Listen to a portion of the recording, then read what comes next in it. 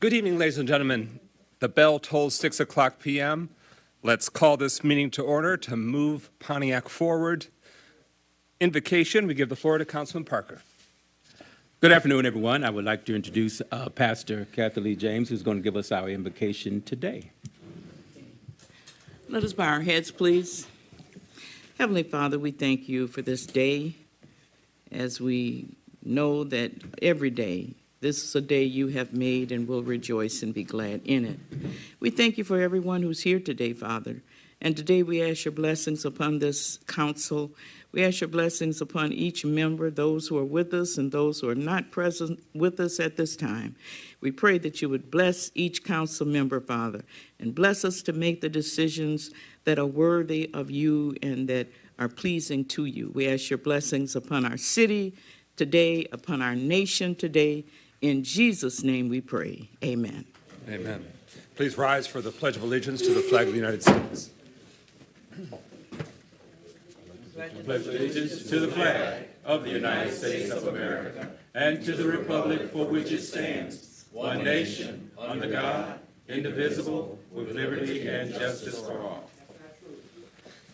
We'll now have a moment of silence as a community.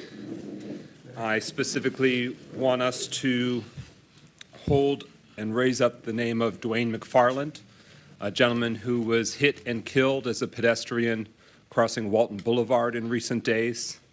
And likewise, I'd like us to pray as a community for a 12-year-old girl who was hit by a vehicle crossing the road near Baldwin and Yale.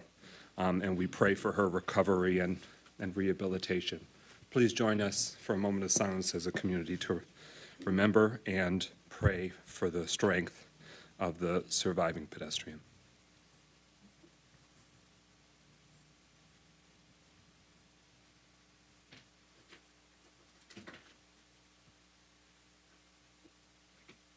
Thank you. Roll call. Clerk Doyle.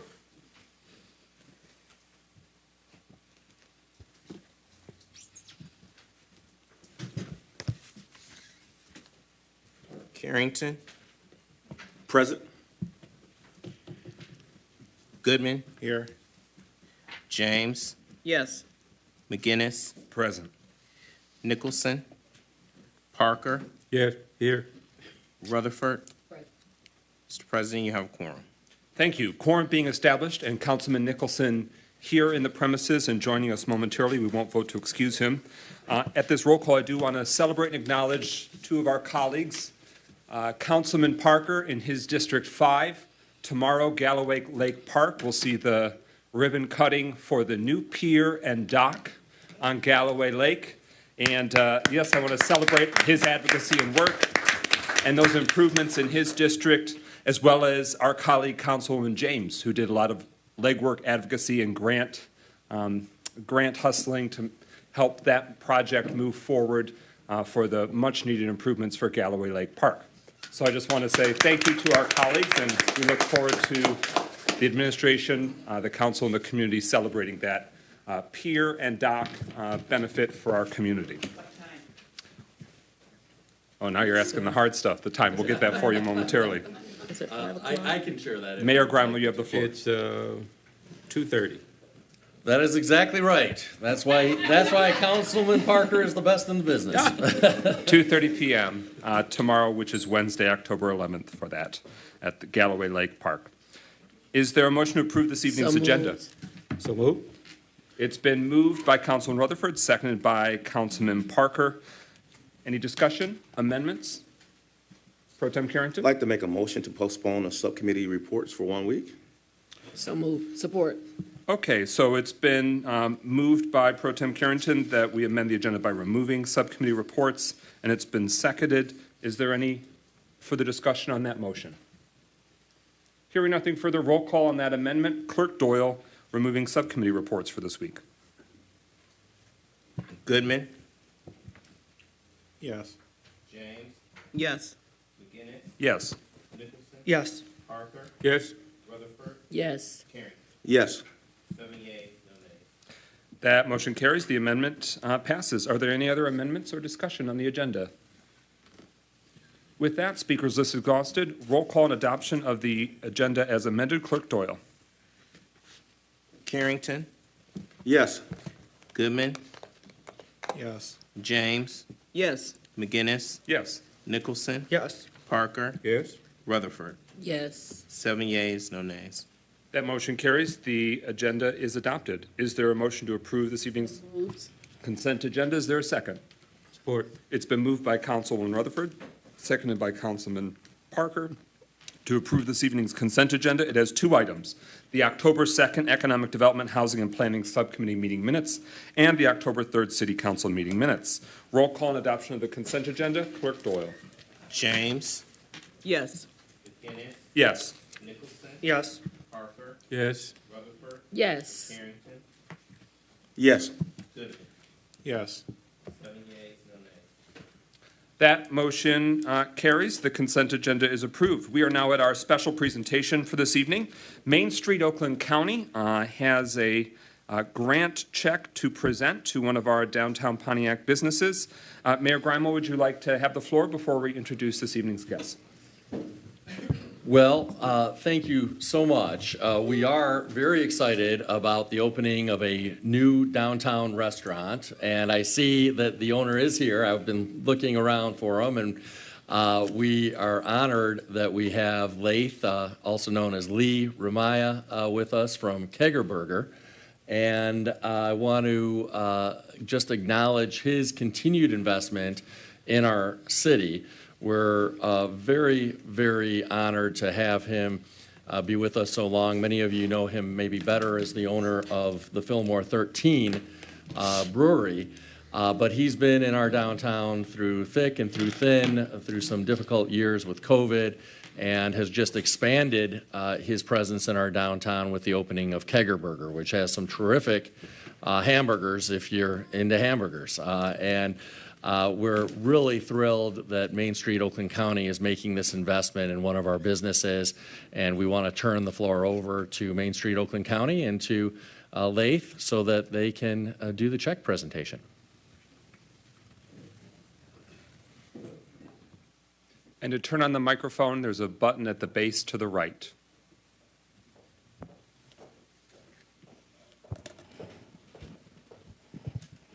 Good evening, everyone. Good evening. Council member, mayor, deputy mayor. My name is Athena Dumas, and I am a small business project coordinator of Main Street Pontiac. I'm here on behalf of Main Street to present a check from the spirit of Main Street grant to Krieger Burger. A little history about the grant.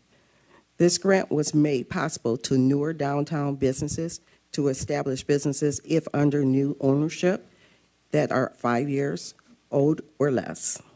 Eligibility, downtown Pontiac businesses are eligible because of Main Street Pontiac. These are matching grants on an average of up to $2,500 that can be used for a variety of things, such as fixtures, supplies, marketing materials, and or cash register systems. Awards, grant applications are reviewed and awarded by Genesis and county staff to score. The applications based on impact on the businesses, business model, plan, implementation approach, and matching funding committed from the applicant. Funding for the program is provided by Genesis Credit Union and Main Street, Oakland County. There are 14 other Main Street programs across Oakland County that are eligible, such as Clarkston, Auburn Hills, Rochester, Ferndale, Royal Oak, Lake Orion, Oxford, and more. Main Street Pontiac has received most of the grant awards with entries submitted via MSP by eligible businesses in downtown during the 5-year history of the grant. Past downtown Pontiac recipients include Everybody Incorporated for their candle and soap making shop, Dutton Farm for their coffee shop inside McLaren, Alley Cat, Liberty Bar, Healing Heart Safety, Fillmore 13, T. Ramsey and Associates, and now Krieger Burger. This could not have been possible without Main Street of Pontiac Oakland County Main Street, and Genesis Credit Union. Now, we will have all the board members of Main Street be present, and I'm going to turn it over to Teresa Donan. Yep, you. Congratulations. Yep, and then we'll get Eric. Hi, I'm Teresa from Genesis Credit Union. We've been partners with Main Street Oakland County for a number of years, awarding these grants. And whenever we get a grant that has been submitted by the city of Pontiac, we're so excited and happy to see the new businesses. This one was so easy because Fillmore 13 is the past grant recipient, and it's just doing so well in Pontiac. So we knew that this was going to be a fantastic business. We look for businesses come from all over the different communities that were mentioned. And so we go through the grants looking for businesses that submit something that we can see the future in. So it's not just, oh, this business needs money, they're going to spend it on marketing. It's something that we can truly see a vision, and we can see that it's going to help the community. So congratulations. Now we will have Eric Phillips from Oakland County. So I'll just be really quick. I'm from Main Street Oakland County, so thank you for having us. This is a great partnership between Main Street Oakland County, Main Street Pontiac, Genesis Credit Union, and all the small businesses in our downtown. The one thing I would add that this grant was awarded through round 1 of the Genesis grant. We call it the Spirit of Main Street, but we call it the Genesis grant behind the scenes. We are now in round 2, and those grant applications are due October 20th. So if there's any business out there that's 5 years and under, a new business that's looking to launch, if they need some money, have them apply. It's a really easy link, and contact Athena with Main Street Pontiac. She has all the information. Great. Okay. And can we hear from Shannon on behalf of Kegger Burger? So Lee was unable to be here today, but I am happy to accept this on behalf of Kegger Burger as a partner with him. We are super excited to be a new business in Pontiac, and we can't wait for wonderful things to happen. We'd love to see you come see us. Thank you so much. And I am happy to announce that our city councilwoman is now our newest board member with Main Street Pontiac. Congratulations, Melanie Rutherford. And is it possible we can have you come up to do a picture? Sure. Thank you.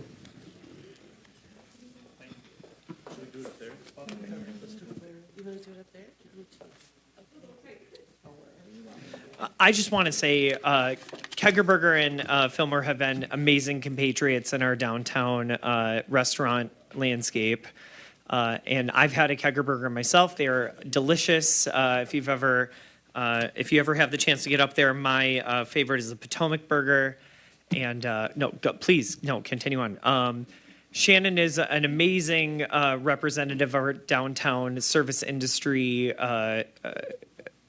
She is a wonderful host, amazing friend to have downtown, but also Genesis Credit Union has been such an amazing partner of Main Street Pontiac for so long, and my business Liberty Bar has been a recipient. But what I love is that they really focus on capacity building and the ability for us to serve more people. Our application was about just getting some bar stools, right? Like our stools were falling apart. People were sitting in them. They were getting splinters. I bought the business after somebody had owned it for 12 years. And bar stools don't last forever. We have people that deserve to sit on comfortable, nice spaces and be able to, revel in what is downtown Pontiac. And the spaces that we have are beautiful. I mean, they are better than any other city that I've been to and sat down in a restaurant and ordered a meal. And Kegger Burger is an amazing complement to our downtown landscape, and they do something that is above notch. So thank you, Shannon. Thank you, Lee, and thank you, Genesis. This is really, honestly, a very well-deserved gift. Thank you. Thank you.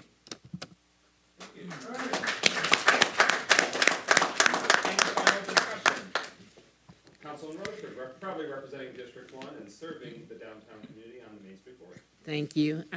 I would just like to say congratulations. I've watched you guys fight through and power through resistance, and you still made it through, and that's amazing. And I want everybody to know their burgers are absolutely great. I've had them. Clearly, you see that. But they have great service, and they always serve with a smile. So again, congratulations to you and Lee, and also shouts out to Main Street. Let's get it done. Have a great evening. All right, let's blaze through. That concludes our special presentation. Thank you all for being here. Thank you, Genesis, Main Street Oakland County, and especially most of all Main Street Pontiac and our downtown businesses. We are now at our public hearings. There are 4 public hearings that we have this evening. The first is regarding vacant city-owned parcels in the city of Pontiac that the city has been approached to consider selling to entities. I'd like to give the floor to the mayor and the economic development manager to introduce the different sections, if you will, so that way the community and the council is fully aware of what we're talking about.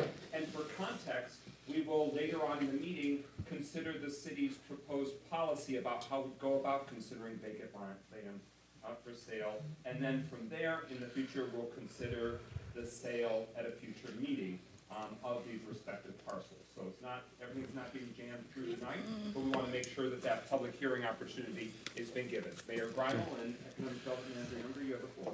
Well, thank you. I'll say a couple introductory words and then turn it over to our expert, Economic Development Manager Deborah Younger. But by way of introduction, the city charter requires that any sale or other disposition of city-owned property must be approved by City Council.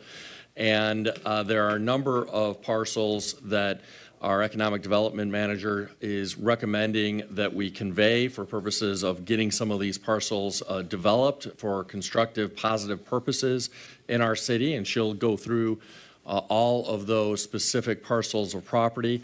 Later on this agenda, there will be a proposal to approve a more comprehensive general policy relating to the disposition of city-owned parcels, including the possibility for residents to buy side lots next to their homes, for example. But this public hearing is about some very specific properties that will not ultimately be voted on tonight by City Council, but at a meeting in the future. And with that, Manager Younger, take it away. Thank you, Mayor, President McGinnis, and City Council. So what we're planning to do in the future moving forward is group lots in packages and bring them forward so that we're not bringing one parcel at a time. So tonight I'm going to present some parcels in different categories. The first are commercial lots. There are 3 commercial lots for consideration, and these are the lots. Basically, all of these are going to be used for parking to enhance the business opportunities that are already there. These are existing businesses, and they need more space for their parking. Let's skip that. So this is the first one, 95 Mark Avenue. That's the parcel that we're discussing. The building in front, in fact, is the parcel that would like to purchase that so that they can expand their parking and storage space. And that's a picture of the actual property. This is the second one. Same thing. This is a parcel that they need for, the building is up above it. And they need this again for additional storage and parking. And that's what the parcel looks like when it's snowing. And the last one is that little tiny strip. It's an unbuildable commercial parcel, but the building in front of there owns all of that land, everything around it, and he'd like to have that parcel conveyed to him to square off his real estate holding. So those are the 3 commercial properties that we're recommending that we sell in accordance with the disposition policy that hopefully council will adopt later. And that's a picture of it. The next are infill housing projects. These are developments, hopefully, that will lead to infill housing development. This is along Orchard Lake. The developer is here, but again, we're not voting on it. These are the parcels. And this is the map of what they're talking about. That map, the last parcel towards the end, not the big one, but the strip, is the only one not owned by the city. That is owned by the church. They are in negotiations to buy that, but they're proposing a development on an infill housing development on those parcels along Orchard Lake Road. And I will present the projects in more detail at the time that we come to vote on them. And that's just all the parcel data. And the second one is infill housing around Franklin School. There is a developer who has purchased Franklin School and to do a community center, and he is proposing to do infill single-family homes around around the Franklin School. Those are the lots that he's proposing to buy.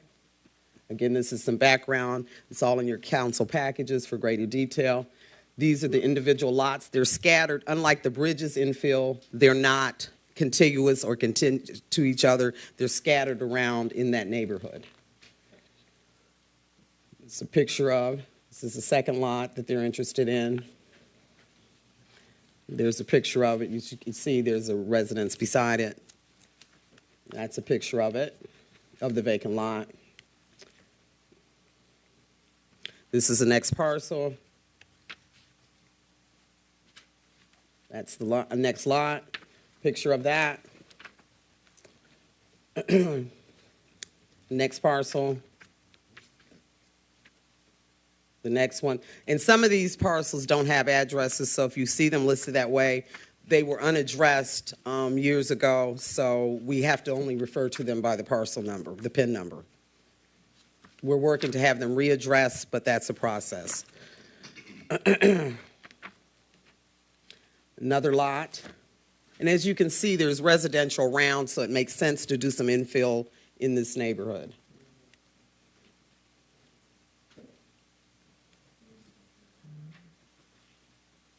Next parcel.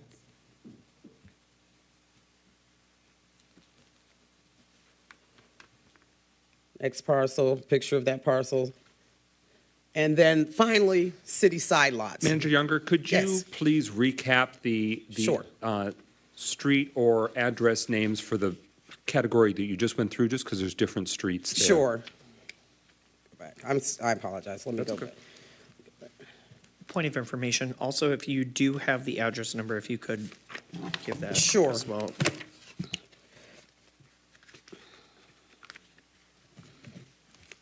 Okay.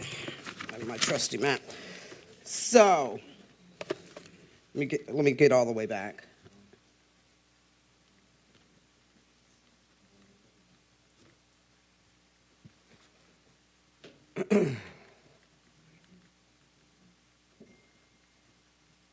Okay, so the first parcel we're talking about is 494 Bloomfield Avenue.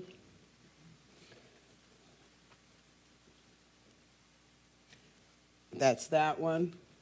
The next one I show is on Highland. Correct. It's not addressed as per se.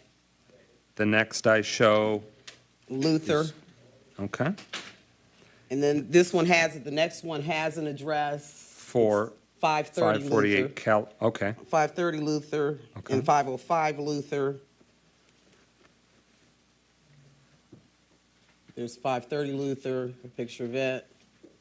This would be California. Again, it's on California, it doesn't have a address. And the next, oops, sorry, go back. Happy. And that's also a California address. This one does not have an address, just a PIN number. And that's on Luther? Yes. Okay. And then the last in this list should be California. I think. No, that's the California, I'm sorry. Go back. The last one was Luther as well, and then this final one is California. And you had this in a category called Franklin School, so it's being proposed for single-family residential development? Correct. Okay. Correct. Infill around the Franklin School community. Okay. Next category? And the final category is side lots. These are lots that residents have, in some instances, been maintaining for years and years and years, and we are recommending that we sell them to the resident, the adjacent resident.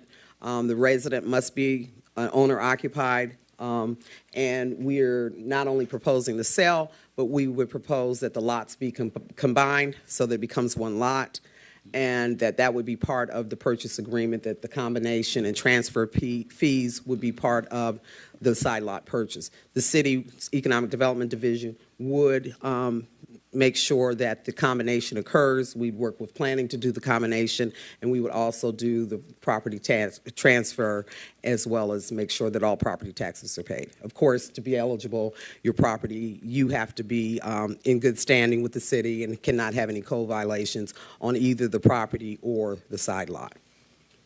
And we're looking at 232 East Wilson, Correct. Parkdale, 182 Rockwell, 32 Bennett, South Jesse, 113 or 118, depending on how bad my eyes are. Yeah, look, my 113. West Strathmore, Arthur, South Anderson, Stout, and South Sanford. And then another a final that has no Address. Yeah. Correct. And go for it. Okay, so, and again, these people have been, no lots have been sold, side lots have been sold since 2015. So we're going through, we had list and list. We're going through and contacting the people to see if they're still interested. And this is just the first group. So it's my intent to bring lot sales once a month to City Council. And that'll allow us the time to have a public hearing, then enter into purchase contracts and development agreements and bring those to council for a vote. So we went through the list. These are the parcels. So as folks can see, these are all vacant lots, Correct. vacant side lots, and an owner-occupied resident has approached the city interested in buying and basically adding on to their residence. And that will help us. Right now, we're responsible for mowing. In most instances, the side lot people are, in fact, mowing and maintaining them, but it will also potentially increase the tax value of the owner-occupied property that combines the lot with their existing lot. This should be Bennett, or 32 Bennett. South Jesse. yes, West and Strathmore. Stranahan. Let's see. Anderson should be the next one coming up. It might be, okay, there we go. Am I caught up now? Yeah. Okay. And Stout. This should be South Sanford. That's This the is aerial Stout. of Wait. Stout. I'm sorry. What side, on Stout of what side of Portage? See that there? Yeah, thank you. Okay, sorry. Thanks. Got it. And this is the final one that does not have an address. All right, so again, this is the community's opportunity to offer your feedback, raise questions, et cetera. As the administration shared, the intention is to, on a rolling basis, every month, could be a cluster, could be a lot, but it's worth sharing that there are many, many hundreds of parcels that the city of Pontiac presently owns.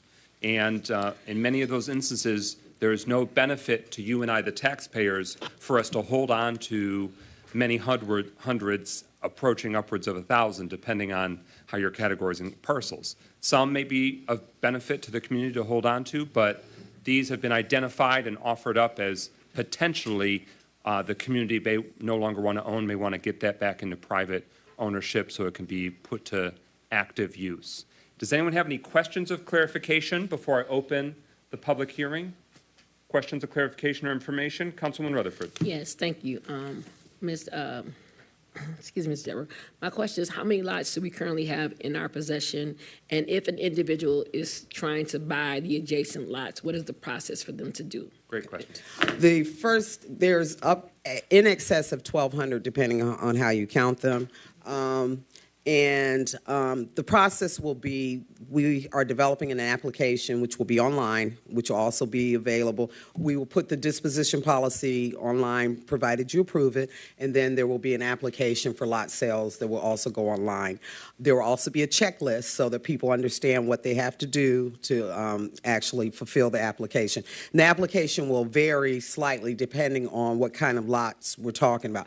Side lots, accessory dwelling lots are relatively simple. It's a homeowner who wants to get the lot next door.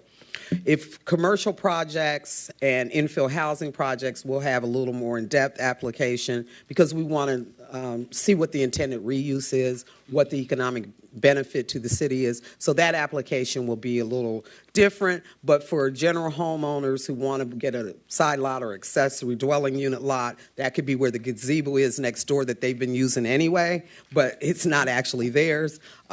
So in fact, we will have an application process depending on what type of lot it is that you're interested in acquiring.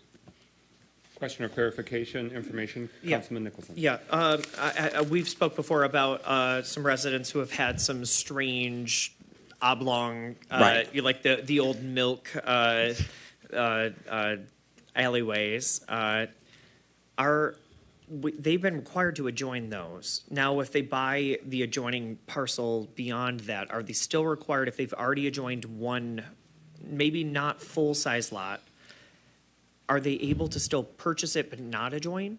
We would encourage, I mean, we'd have to look at it, but my recommendation is to adjoin them and Yeah, create because one this parcel. may be like about a parcel size lot. Right. because- Okay, all right. Exactly. We'll take them as As they they are. come, Okay, correct. Thanks.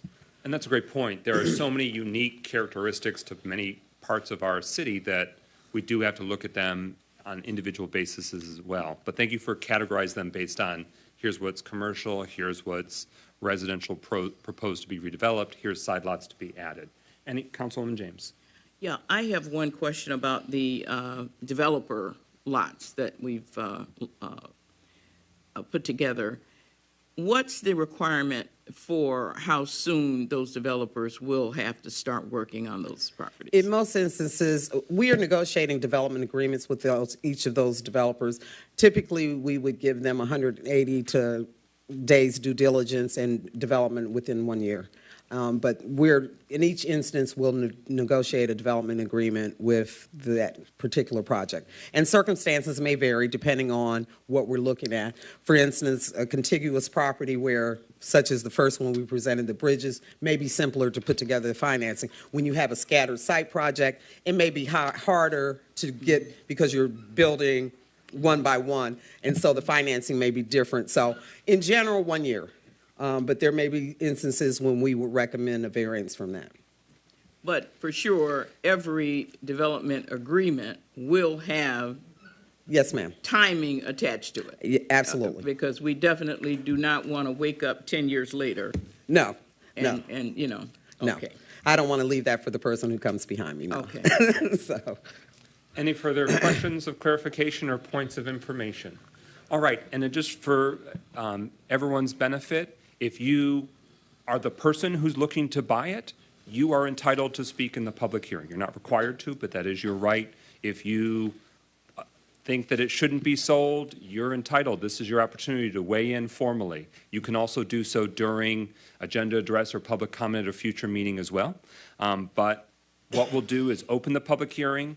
Everyone will have the opportunity to speak. We'll give 2 minutes to every attendee that wishes to speak. You are required to offer your name and address so that way we can comply with state law for it. So with that, the public hearing regarding vacant city-owned parcels for sale consideration is hereby opened at 6:34 p.m. Good evening. My name is Robert Bass, President of Citizen District Council in District 1, and I'm also a resident of Highland Street on the south side. Now, I don't have a problem with the infill housing. I know that that's something that we have to take care of. However, I do oppose the public hearing being before we have any real information about what the project is, who the buyers is, and what are they planning to put there. We had this problem with well, the person that bought Franklin School, he was over the refugees when they came here, and we had the same problem of development coming in to our area, but we don't know what it looked like. There had never been to planning.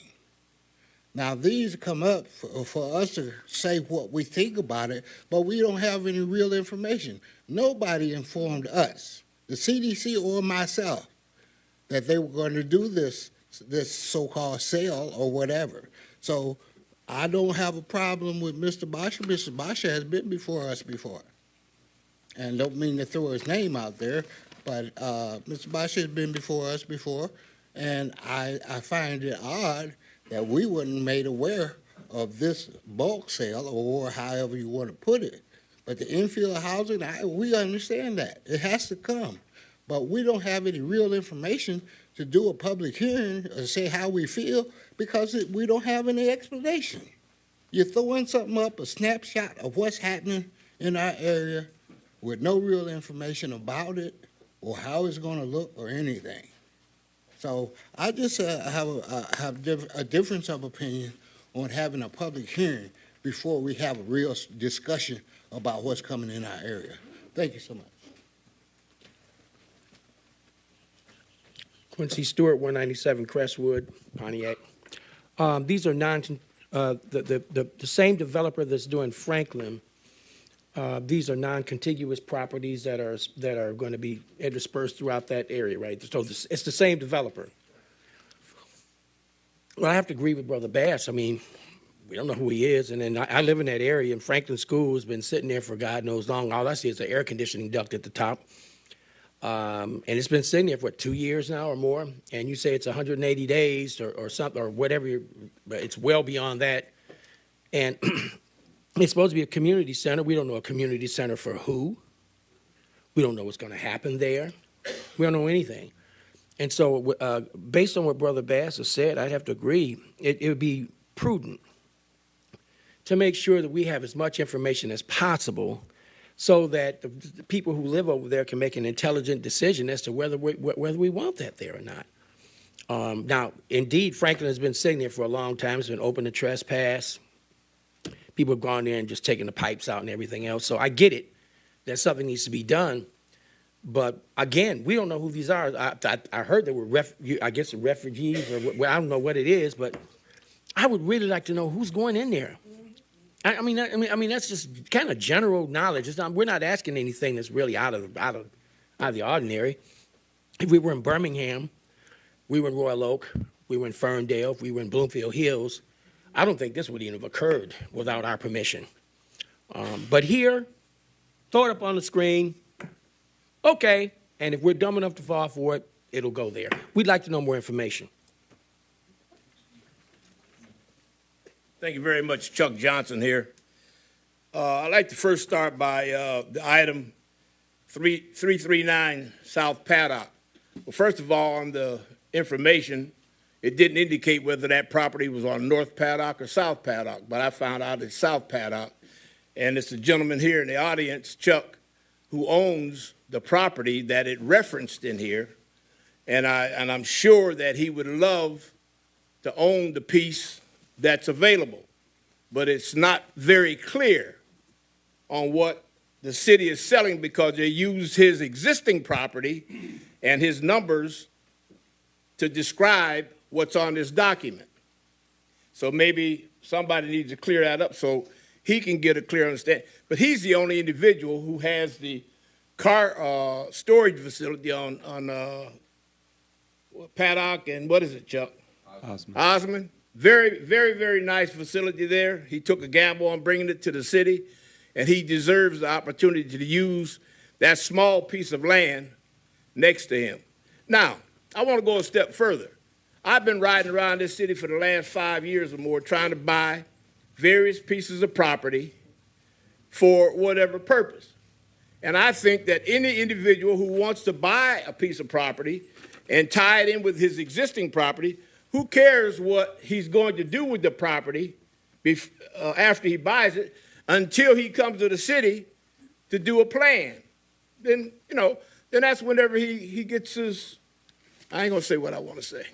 Anyways, I've consulted the mayor. I've been to the building department. I've talked to the deputy mayor on various pieces of property. And just for an example, this property that I'm referencing here at 399 South Paddock, I was told that none of that property is going to be sold because it was being held for the bike trail. Well, now the bike trail is not going to go through there. So how about individuals like me or like Chuck over here that would have been interested in buying that whole piece in there? That does conclude your time. Oh, I thought we had a public hearing. We could speak how long? You didn't say. I did, 2 minutes per speaker. Did you? Yes, sir. Well, I'll bring it back. Thank you. Oh, I got a lot to add to that. Thank you. Good evening, council, mayor, Mr. Doyle, deputy mayor. Beatrice Wright, 1268 Oak Lawn.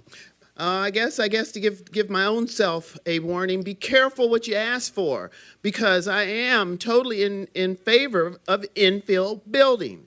Unless you are, and I'm talking to the general public out there as well as this public, unless you are a racist or a classist, you can build a wonderful home in Pontiac. And I wouldn't say that our young people, our millennials, cannot afford a home, because 50% of millennials in the United States own their own homes.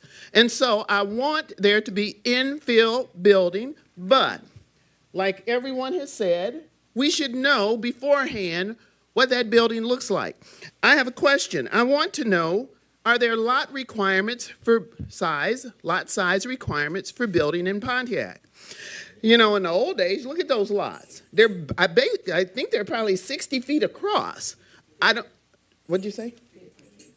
Okay, so I want to know if there is a new requirement for building in Pontiac, because I too own some property in Pontiac and I'd like to get some property, but I was told down at Building and Safety that, and my name was put on a list, that those properties were going to go to people who were, I guess, in good standing or something, and now you say residents. I don't have a problem with that, but the property that I own, I can see residents on that street whose lots look terrible. And so I don't know if they should have the property that's there. You know what? I was here back in the day when the Serbian gentleman bought Franklin, and they are working on Franklin right now. I mean, a lot of work. And he wanted to kind of have it only for that culture. And we said then, no, it has to be for the citizens of Pontiac, a community center. I'll save more for later. Thank you. Hi there, my name is Darlene Clark. I'm speaking as a resident of Pontiac. I live at 506 Nebraska. I actually have like 2 legal questions to ask the council as well as the mayor and the investors as well. Pontiac, number 1, let's stand on this conviction. We are in a low income bracket when investors own so much property. So affordable housing is already here in Pontiac. I mean, let's get real about that part. Now you want to bring in new homes, but the problems with that we find that's kind of out of character, and the people need to understand, if you have the cash to buy a piece of property, whether you next door to the lot or whether you're an investor, why is it that you have to tell a person what to build on it and the size to build on it? That's kind of confusing. Then the second question is, you need to explain to the residents as well as to yourselves legally what law says that a person the city has to tell a person what to build on a lot. Are you not opening up for a lot of lawsuits with other investors, with other people who buy lots, with other homeowners? Give clarity before you move forward on putting this out here. You don't have very much clarity.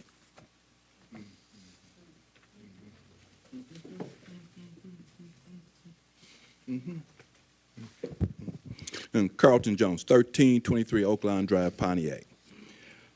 I'm digesting what I've heard and what the director presented, and I understand that this is a public hearing. So what I'm trying to come to grips is that we're now looking at how we're going to sell some of our lots that the city own. And the director said she's got 3 different categories: some commercial lots, some scattered lots, and some side lots, if I'm not mistaken. Is that right?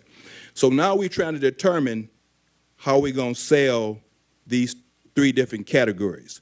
I think the part that threw everybody off is when a person come and say they want to do it, instead of us deciding on first what we want to do and how we want to do. That's what kind of threw me off. Because when somebody come and say, hey, I want to get scattered lots all over the city and I want to propose them that I want to buy them, I'm kind of thrown off how we allow that to come to the table. If we decide we want to open up scattered lots to people, we should say that so everybody have an opportunity to go after scattered lots. We understand side lots and side lots for commercial people, because then you're going after certain lots who are connected to somebody already. But this scattered lots, because a developer come and say, I want scattered lots all over, I'm kind of thrown off of why we even present it that way. If we're going to say we're going to allow scattered lots to be bought from the city, put that out there. Let's determine we want to do it, and we can say zoning-wise what we think these lots can maintain, because that's an issue, and everybody trying to figure out what can you build on it. A 50-foot lot, what can you build on a 50-foot lot or 60-foot lot or 40-foot lot? So I think we just need to approach it the right kind of way if this we want to do. I'm not opposed to it. We just need to approach it so we all understand it. Thank you. Any final requests to address in this public hearing? Any final requests? Yes, ma'am.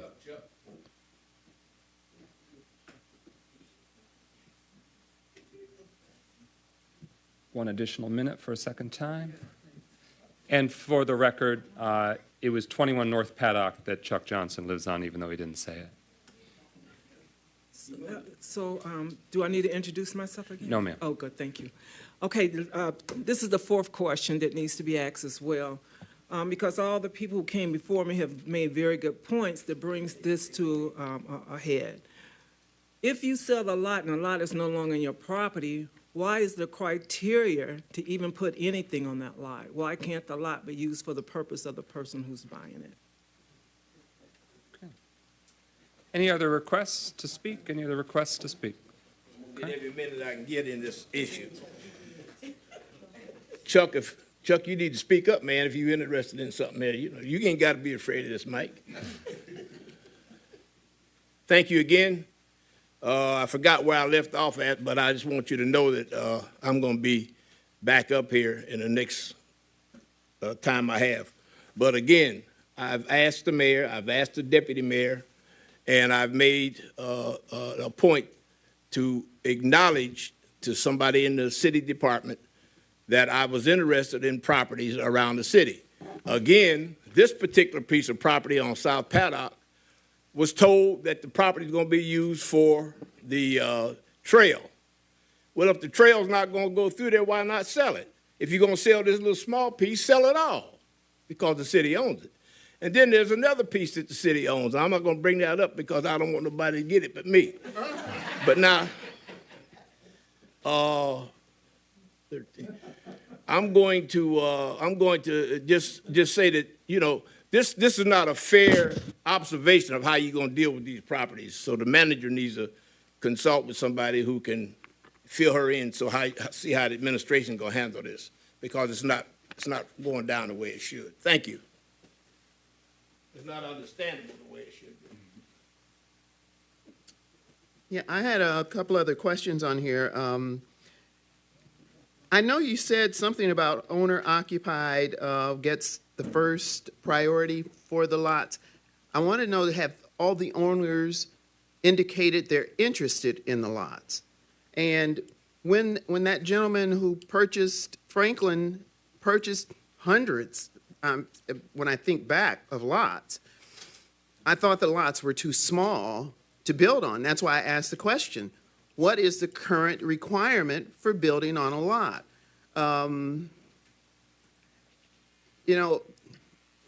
for these lots here where these homes already exist, it is zoned R1. That means a resident should go in there, but that doesn't keep somebody from coming in here and doing something other than building a resident. If we don't be watchful of developers and individuals who have special interests, they'll come in and do whatever they want to do.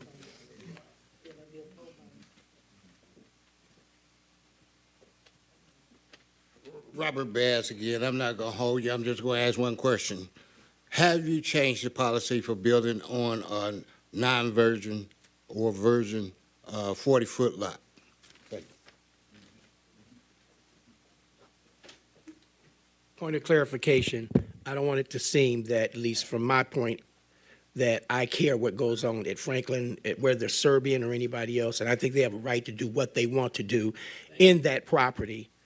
And I think it's unfair to say if they get the property, as people who live around it, we get to dictate what goes on there. If they exclusively want to do Serbian things there, that's their business. And I just want to make it clear that, at least from my perspective, I think it's unfair to say to somebody who buys a property and does something and they say, well, if they're Serbian, I don't care who they are. If that's what they want to do there, it's a Serbian community center, then it's a Serbian community center. They do what they want to do there. Just want to make that clear and fair.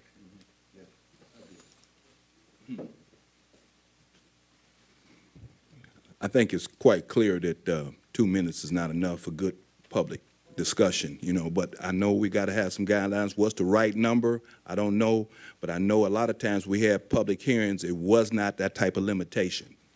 And I think you all in working for us, you want to hear from us as much as you can so you can make good, solid decisions. So just think about when we talk about cutting public individuals down to a certain time when they want a voice to say something about something. And I know we can't be up here all night, but I do want to put this out there so we can be future thinking. Communities, and I'm working in this area, are doing solar fields to help communities reduce energy costs. So they're taking lots and taking them into solar fields, and it helps the residents in those areas. Now, it's being developed, and it's working in different areas, so we want to take that in consideration. I'm not trying to spill this, but this is something we're working on with the clean energy team. So just really be conscious. We need to be forward-thinking about what we want to do with lots and just think. We know we need housing, but some of them might be appropriate for solar fields. Thank you. Any final requests to speak during the public hearing? Any final requests? Any final requests? Yeah.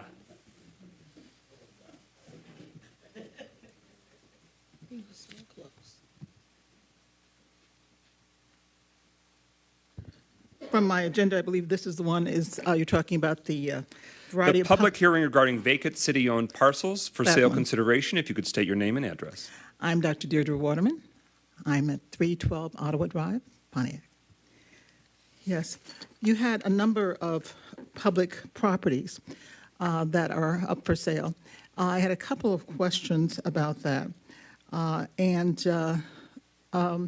I trust that the public hearing is what you usually do so that the questions that come up that will be answered after the public hearing. That's been the usual protocol. So that's what I'm going to ask these questions about. Number one, I want to know why these particular city-owned parcels were chosen. I think they're between 200 or 300 vacant city-owned lots in the city. So more than that? Okay, some of them are easement. There's a bunch of parcels. But I just wanted to know what the methodology for picking these particular parcels out. I see there are 3 or 4 of them are the ones mentioned that are right on Orchard Lake, kind of close together. So I know that is an area of interest in development, so I just want to know if there was any methodology for doing that. Also, I would like to suggest that the strategy for dealing with the sale of these public properties be related upon giving Pontiac residents first crack at them. This city has been through quite an era when, for example, under the emergency manager, everything in the city was up for sale. It was like a Kmart Blue Light Special, all right? And so, and when the city had the properties that were devalued, and a lot of them were sold by the Oakland County Treasurer for little money, a lot of non-residents came in and swooped up the properties at low dollar. So I would like to see that this public policy, that residents have first crack at this, and I'd like you to set up a strategy to be able to allow that. All right. Are there any final requests to speak during the public hearing? You said we had to be a prospective purchaser to speak? No. Just that was also a category of individuals that are welcome to speak. I know Detroit's going through the same thing right now. I was at an interview where Mayor Duggar was talking about this very thing. And when they've put a limit on, well, not a limit, there are conditions for buying multiple lots so that they can't be turned into things that they don't want built on multiple contiguous lots. They also have a tax base now that requires so much per lot by square footage, and another addendum to something that would require a different base for these contiguous lots. And what can be built on the contiguous lots, which some of these are, can they just then have it rezoned and it become multiple housing and that sort of thing? These are things we need to look at as we look at this thing, but it is a great new tax revenue. Could you state your name and address for the record, please? State your name and address for the record, please. It's a public hearing. Reverend Catherine Desereau, 1200 Colony Lane. In the great city of Pontiac, 48340. Are there any final requests to speak during this public hearing? Are there any final requests? Are there any final requests? With that, the public hearing is now closed at 6:57 p.m. It is not the only opportunity to weigh in on this, and we'll strategize about how we even consider the respective parcels. It's not that we're going to vote on all of them in one fell swoop, that they each have different considerations. But as the manager shared, there are 1,200 parcels. There has been a backlog since not a single lot of city property had been sold since 2015. So we want to have a strategy, and we want to get through expeditiously. So each month, we will consider a new set of public-owned properties. And it doesn't mean that we have to make that final decision to sell or not, but it's fair for us to consider those requests and make those best-case decisions on what's in the interest for the people of Pontiac. All right, with that, we are now at our second public hearing. This is on the establishment of an obsolete property rehabilitation district for 31 North Astor.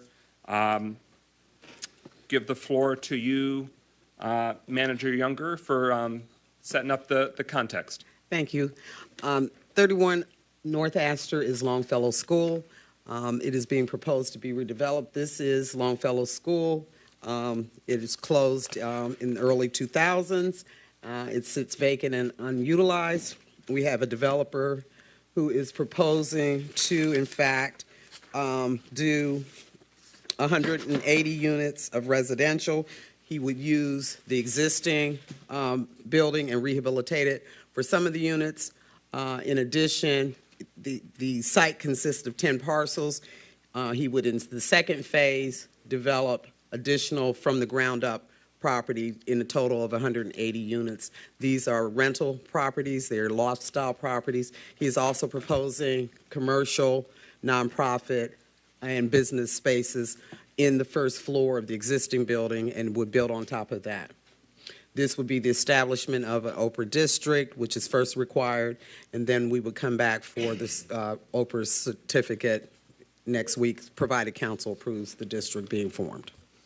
Okay, the community is likely familiar with this. It came to previous Planning Commission meetings at multiple times. There was a public hearing held at the Planning Commission where communication was sent out to those surrounding residents so they knew about the prospective conditional rezoning. There were multiple hearings of that conditional rezoning here at the City Council. So this is the next step. Is this worthy of being order in the chambers? Order in the chambers. Business is being conducted. Is this an obsolete property? Does the city of Pontiac deem that this former school and the vacant lot surrounding it, does it qualify in our estimation as an obsolete property for rehabilitation district? All right. Any clarifications needed on what the public hearing will be from council? Councilman Rutherford? So my question, Ms. Younger, is two parts. Has the individual secured the funding to actually start? I'm sorry, I couldn't hear in the background. I apologize.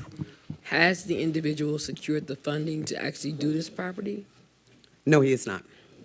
So, and the other thing is, if it's not secure, is there a way for us to revert it back to its original purpose? I think certainly we could, but I think actually this makes the property more marketable. Okay. If in fact the district is created, if his financing falls through, it gives me a greater opportunity to market it with an Oprah district attached to it. So it's not a bad thing if the financing falls through. Of course, we would hope that he does. He has some parts of the financing in place, but not enough to complete the total 180 unit project. Thank you. The rezoning that was done by the city of Pontiac already for these parcels was a conditional rezoning that did have time and reverter clause involved. But this is about, shall we as a community establish an obsolete property rehabilitation district on these parcels? Everyone clear on the public hearing? With that, it is hereby opened at 7:01 p.m. Same song and dance. Let's hear the public. Good evening again, Robert Bass, Citizen District Council in District 1. I know this is in District 7, but I do know the development. I do know the purchasing agent or the person that's purchasing the property. I do know a little bit about what they're proposing to put in that particular area. So I just wanted a clear understanding of making it a district, what that meant, because a lot of residents don't understand that. So we do, but they don't.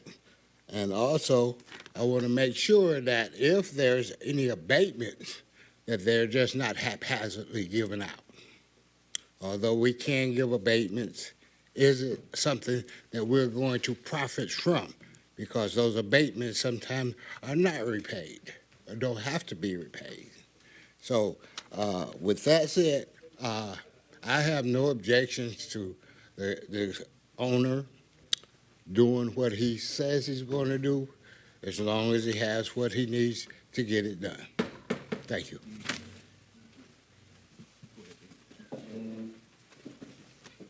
Beatrice Wright, 1268 Oak Lawn. Regarding Longfellow School, holds a place in my heart. My son attended Longfellow School.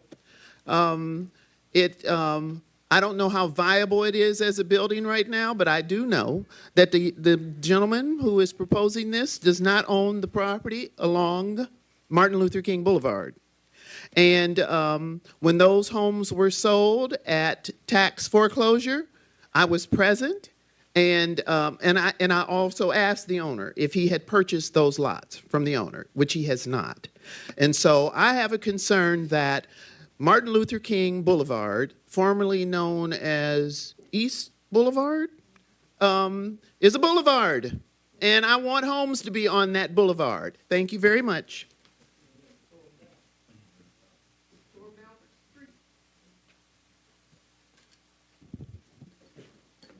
Dr. Deirdre Waterman, 312 Ottawa Drive. Regarding this property, I had a question that arose from the statement Ms. Deborah Younger just made. Obsolete property rehabilitation districts are abatements. They are abatements. And when cities have considered whether to give the abatement, they see what is the advantage to the city. It's an advantage, of course, to the developer because they save having to pay some property taxes. But what do we give the abatement for? We knew a lot of that because we gave a lot of abatements during the 2 terms of office because we had. I'm going to stop you right there so that way the community member in the audience can turn off their symphony orchestra. I recognize the song, so. Friendly reminder to mute or vibrate your phones. It's a city council meeting, y'all.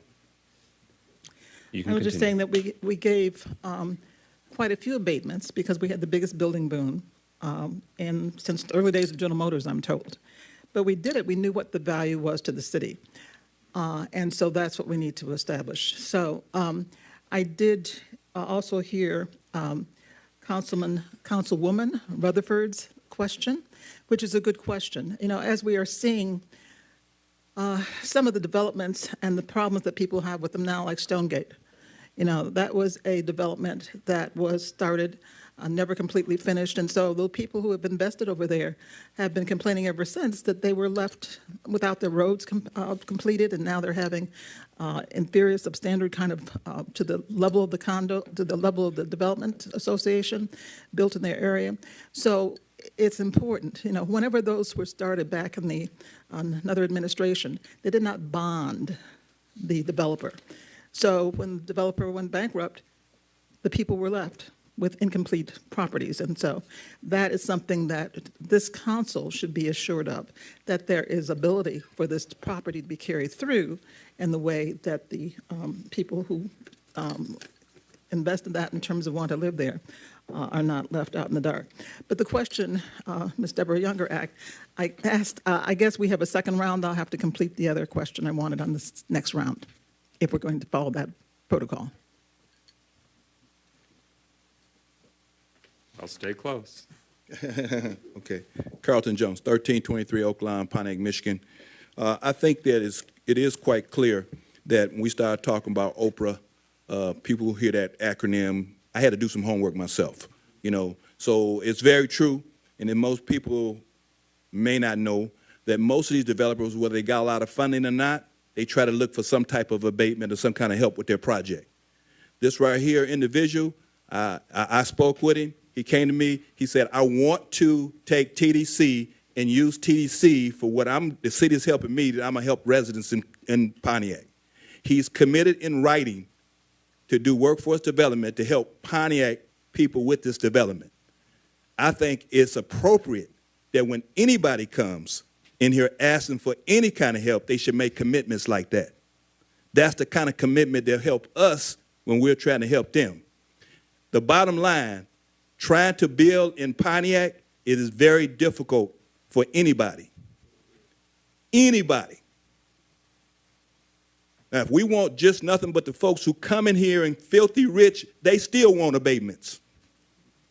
So if the opportunity for somebody to come in and say they want to help Pontiac, I think we should give them every chance they can. Now, he indicated to me that this project is built up in 2 different phases. The first phase is dealing with the school. The second phase, they may not have it totally complete, but he got a vision to do both. But he's made a commitment to incorporate as many Pontiac people in working in this as possible, and TDC is going to help him. He's committed that in writing. Thank you. Chuck Johnson again. I had an opportunity to look at every one of these properties because I'm very interested in some of them. But I've noticed that at least 2 on this document that I have, the clerk passes them out, at least 2 on here are properties. I don't want to be a whistleblower, but I don't know if those properties was rezoned for the use, but I noticed that some of them have new fencing around them, what I would say is a residential lots. They have enclosure around them. And if that's the case, then there's at least 2 properties on this list that I have that is not really going to be up to someone to buy because they're already being used for construction equipment, new fencing, new apron around it, and so on. So I'm done with it, but thank you.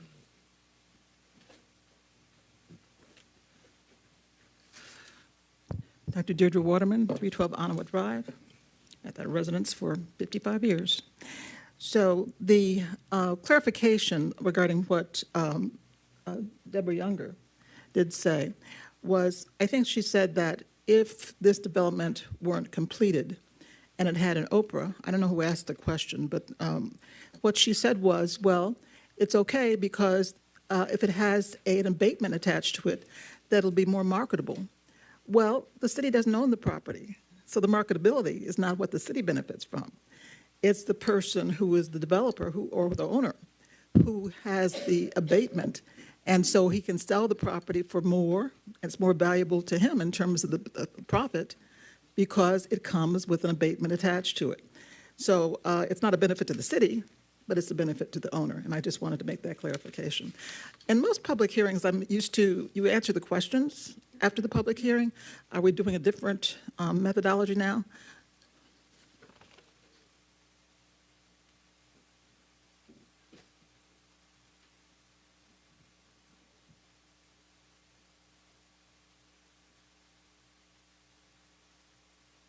Okay, this is Darlene Clark as a resident, once again, 506 Nebraska. First, this is about North Astor, but help the residents to understand this and help the audience to understand this. The city of Pontiac has been in control of a lot of these properties, including Longfellow, as the seller of these properties.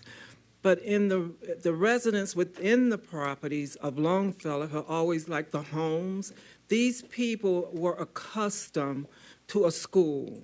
Now you're bringing in other investment into this, which is going to open up that residential area.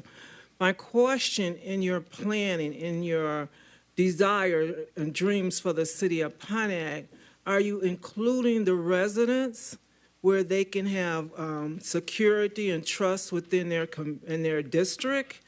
Or are you just allowing investors come in, as they say, for a tax breaks for 6 years or more for a business opportunity to get money? Now, Longfellow's been there like whoever lived, we all lived here, for a long time empty. And somewhere along the line, even though the emergency management helped get rid of it, you have an investor here that doesn't seem to have all his ducks in order. And I can say that sincerely, which is going to infringe on the rights of the residents. Help the residents to see or show the residents in the North Astor area that you are applying to their desires of what you want for that building.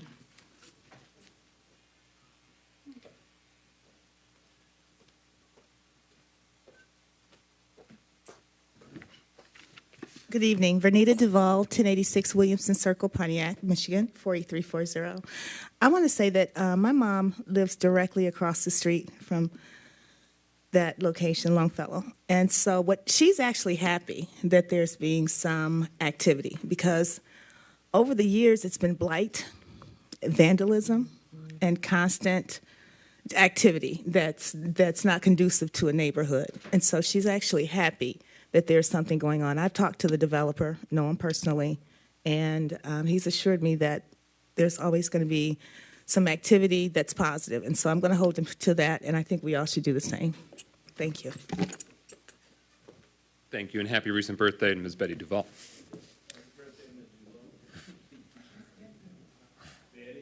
Any final requests to speak during the public hearing?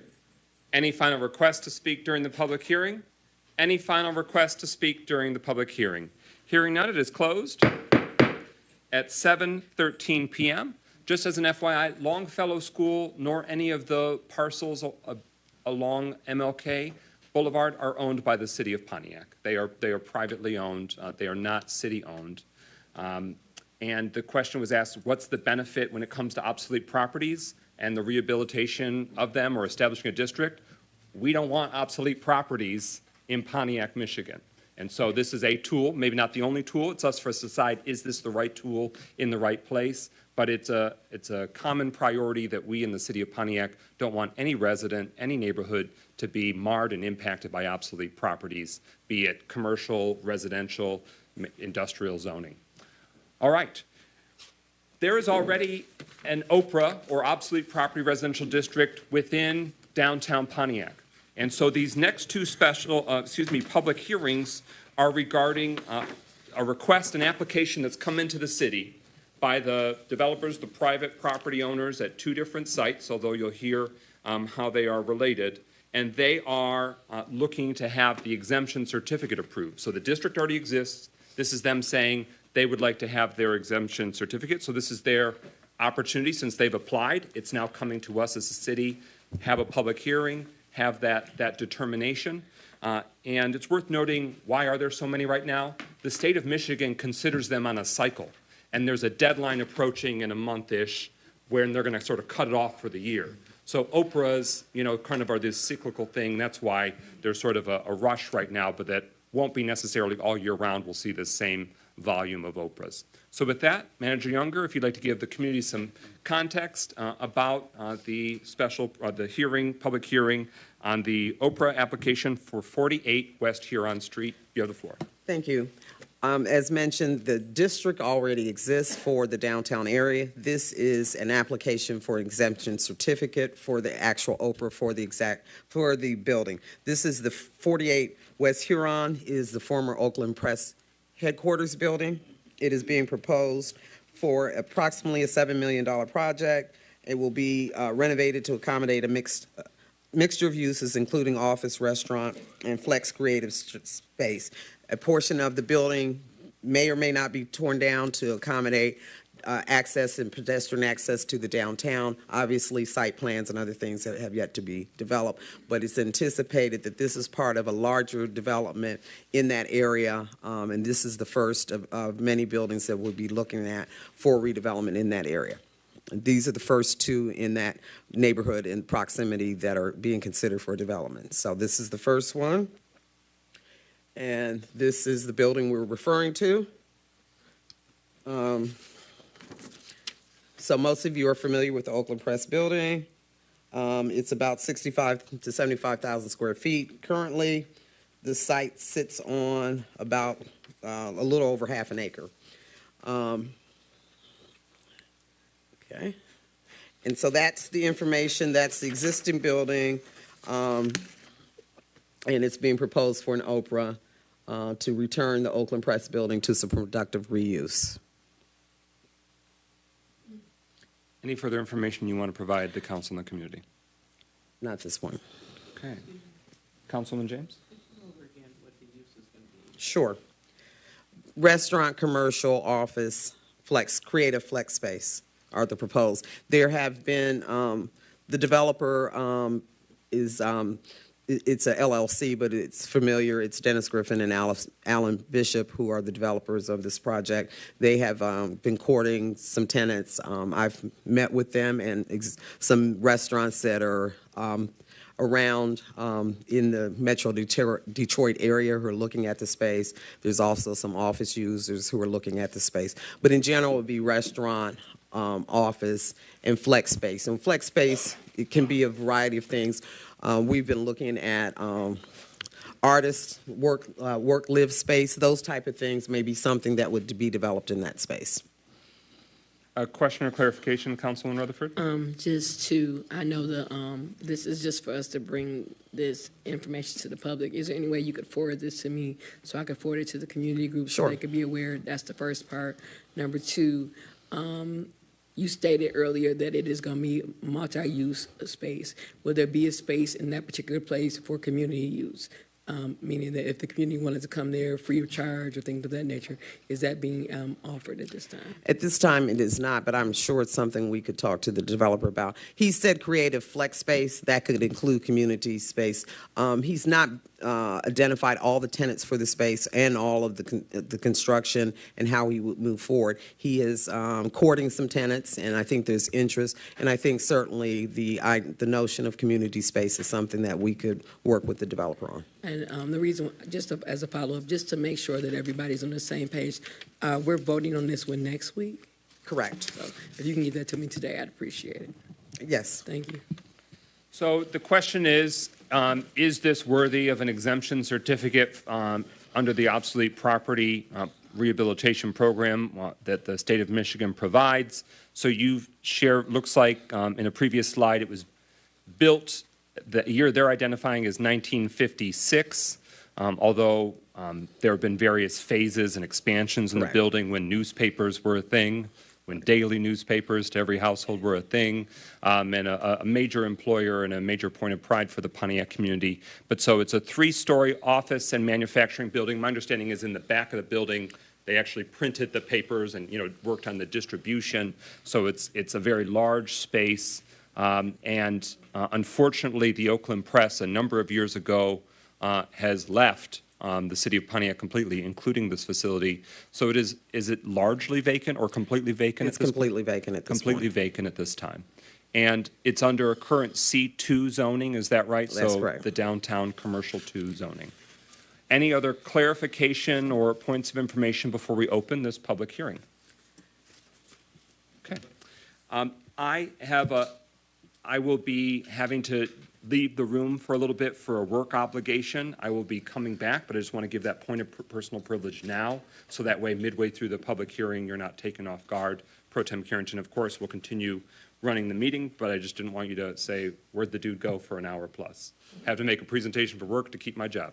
So with that, the public hearing is hereby opened at 7:21 p.m.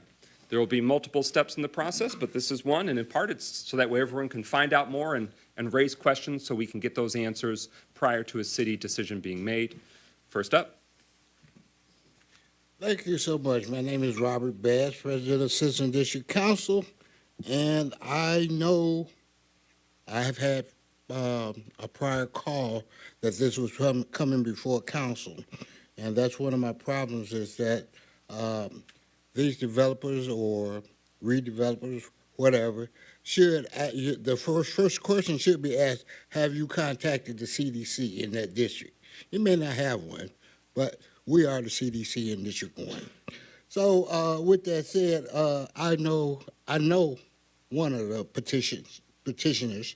The other one I've yet to meet. However, I get it from good authority because me and Mr. Bishop did have a very long conversation about what was to be done with this property, even though he would be out of town, so I wouldn't be able to see him. But he supported, I supported, because I do believe that what they said they were going to do will be done.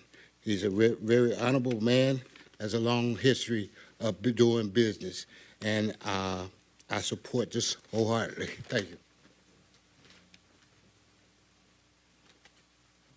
Any other requests to speak? Yep, Quincy Stewart, 197 Crestwood. If he proposes that this is going to be some artist space in there, I hope that he sticks to that, because in Detroit there are several places for artists to go, and it's almost like artists live in, where the artist kind of lives there almost in his space or her space, and they create art or whatever they do. There is no space like that in Pontiac, so it would be advantageous not only for the developer to establish a good relationship with the art community, but also for the art community itself to have these spaces to go and create art and stay there. There are 5 that I know of in Detroit, and they're viable, and they flourish, and that would be an outstanding idea if he or she could pull that off. So I'm in support of that particular aspect of this development wholeheartedly. As the public hearing continues, I do want to ask a clarifying question that I should have asked earlier. This is an exemption certificate that has a time limitation to it, a number of years. The proposal is for how long of a 12 years. A 12-year exemption. So Correct. it would take what the current taxable value is and hold it at its current rate, and then for 12 years allow that to sort of hold, and then of course it would be reassessed. But that way that can be used in the financing for the project. Correct. And it's why this exists, because obsolete properties can be so expensive to try and repurpose or rehabilitate. Correct. And just for clarification, when I mentioned art, live workspace, the developer is not committed to that. I was giving examples of what flex space typically look like. And we are looking at that for spaces in the downtown, but he is not committed. I'm just giving you an example of what flex space can be. Okay. Thank you. Thank you, and I'm sorry that I didn't ask that question earlier. Before we were talking about district, this is specifically a certificate. I want that to always be on the table for community members to be aware of. Yes, sir. Yeah, Carlton Jones again. At some point, the light will come on that we've got tremendous amount of construction, renovation that's being planned in our city. Okay. You know, that's being planned in our city, and I think it's great. I think we all should feel it's great. But at the same time, we, income-wise in our city, is at the lower spectrum throughout the county. Construction jobs are jobs that are good jobs that people can make good income. So if we connect the dots to say we got all this construction plan and start developing our people into construction area that they could be working here in Pontiac with all this construction going on, we would require when we give away some type of abatement that you plug in our people. That's just connecting the dots. But if we don't require that, it's just brick and mortar. This is about trying to build Pontiac to be a great city. This is how we do it, is we have to be ahead of the game, because all the construction the county's talking about doing the buildings, these buildings, all this construction everywhere, if we don't get our people engaged to be on the working side, to make a higher income, we're going to be at the same level when it's all over with, because they'll bring people from other places to do all this work. Now, our people are not ready. We need to develop them. So all I'm saying is that I think all those buildings downtown Pontiac are in this district, and we know it's a lot of vacant ones down there. So I bet a lot of them will come and say they want some certificates. And we shouldn't have a problem giving it to it because we want to get it redone. But let's plug in our people to get them trained to be available to be working in right here in Pontiac. I support this right here. I support it for a certificate, and the next one I support. But we got to go ahead and connect the dots. And we got a vehicle that don't nobody else have. Nobody in the county has a TDC. You can't equate it to nobody. If you're going to compare it, you can't. They don't have it.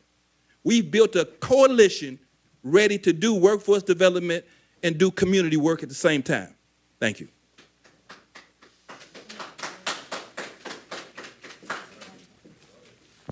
Beatrice Wright, 1268 Oak Lawn Drive. You know what? These Oprah certificates, yeah, I'm for them. I'm not for the length of them. Give me an Oprah certificate. I would like to Ms. have Wright, a I tax just want to make a abatement. point of order to my fellow council members. As the president needs to leave, we are at minimum quorum, so we do need to stay in our seats until another can member restart my returns. time. Thank you. So yeah, again, I am for these certificates, but I am not for the length of them. And because as homeowners, I'm sure as taxpayers, wouldn't you like an abatement? Yes, but there is none. And so I just want some equity to be expressed here. And we have these timelines for building. We should have a shorter timeline for these abatements, because cities like Pontiac become the prey for these kinds of developers, because they know that you will entertain abatement. We need to shorten the abatement times. Thank you.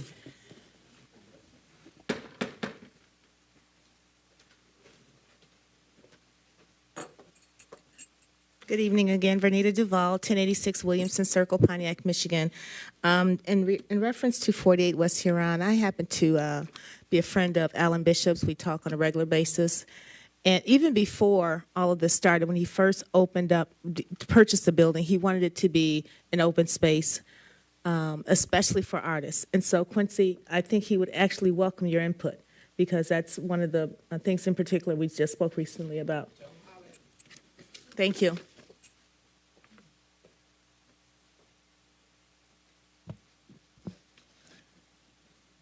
Do we have any more people that want to speak for this particular public hearing? Hearing none, I close this public hearing at 7:30 p.m. We have one more public hearing. I'm going to give you back the floor, please. Thank you, Council Pro Tem. The final public hearing that I'll be presenting tonight, and that's on your docket, is the El Central being rebranded El Central. It is 91 North Saginaw Street. This is also was constructed in 1949. It's a 3-story office building. It's has just under 48,000 square feet. It used to be a department store, and then it's been converted into office use. There are some scattered tenants in the building, but they're paying below market rate, and they're on short-term leases. Basically, about 80% of the property is vacant. The proposed project, estimated $8 million project, would be the new headquarters for La Familia, El Centro La Familia. La Familia has outgrown the space that they're in. They would like to consolidate their space into one new location, and this will house it. Those of you who are familiar with La Familia, they offer a wide range of services to the community. This will be an opportunity to consolidate those into a new headquarter building. They offer, of course, medical treatment, job training, job placement, and a host of services to the community. So this will be their new headquarters in this proposed site. This is the building we're looking at that would be proposed for redevelopment. And so basically, they would take the upper floors, and the ground floor would be held for hospitality, restaurant, meeting space, or traditional office space. And these are some proposed renderings. This project has a little more detail because we have an an end user potentially as a tenant.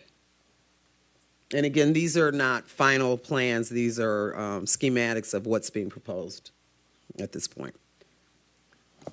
Thank you. Council, do we have any questions? Councilwoman Rutherford. Thank you. Ms. Younger, same part question. Can you forward this to me so I can send it out Yes, to the ma'am. community groups?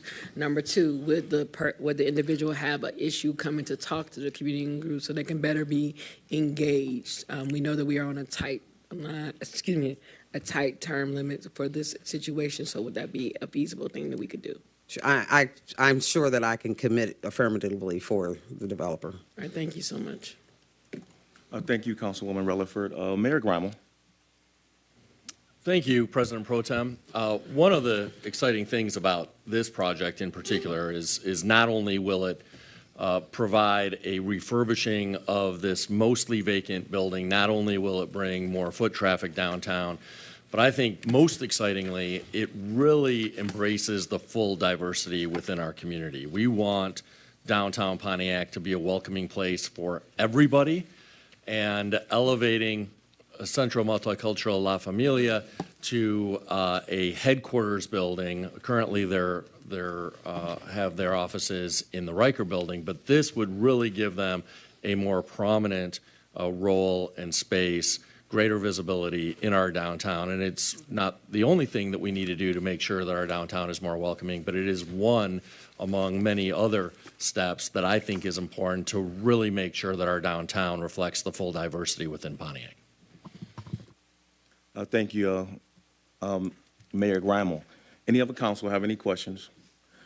Hearing none, I would like to open a public hearing at 7:35. If anyone would like to speak, please state your name for the record, and you have 2 minutes to speak.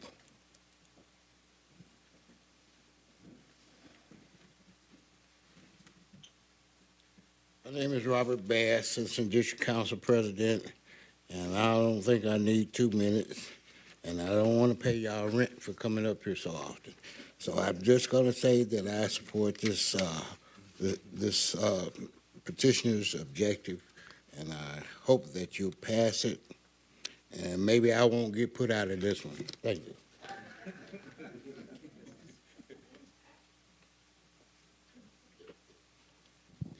Dr. Deirdre Waterman, 312 Ottawa Drive.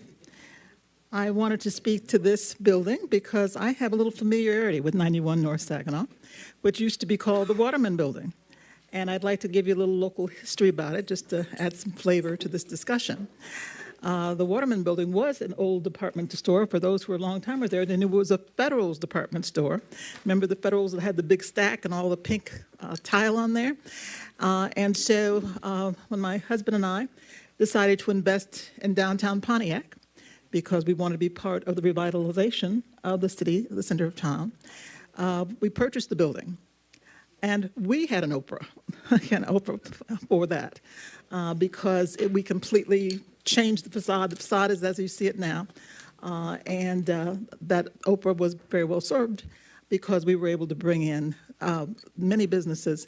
The reason really we wanted to business buy that property was because my husband was a minority partner in bringing cable television to town. It was McLean Hunter that came to town. And they had to hire a lot of people as part of bringing cable to town, the cablers and electricians and all this.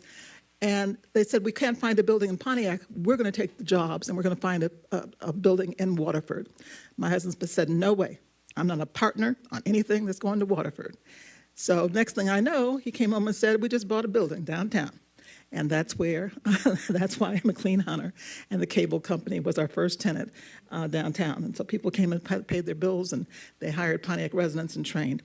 So that was our commitment to the city for downtown. I know El Centro was excited about being in the building, but one of the things, generally in public hearings, you answer the questions. This is a different protocol than I've seen in all the public hearings that we've been throughout the city. And one of the things, information we should have, is how much taxes will be given away by the abatement and what will be the value, how much will the city collect. That's what we need to react to by knowing what is the economic benefit.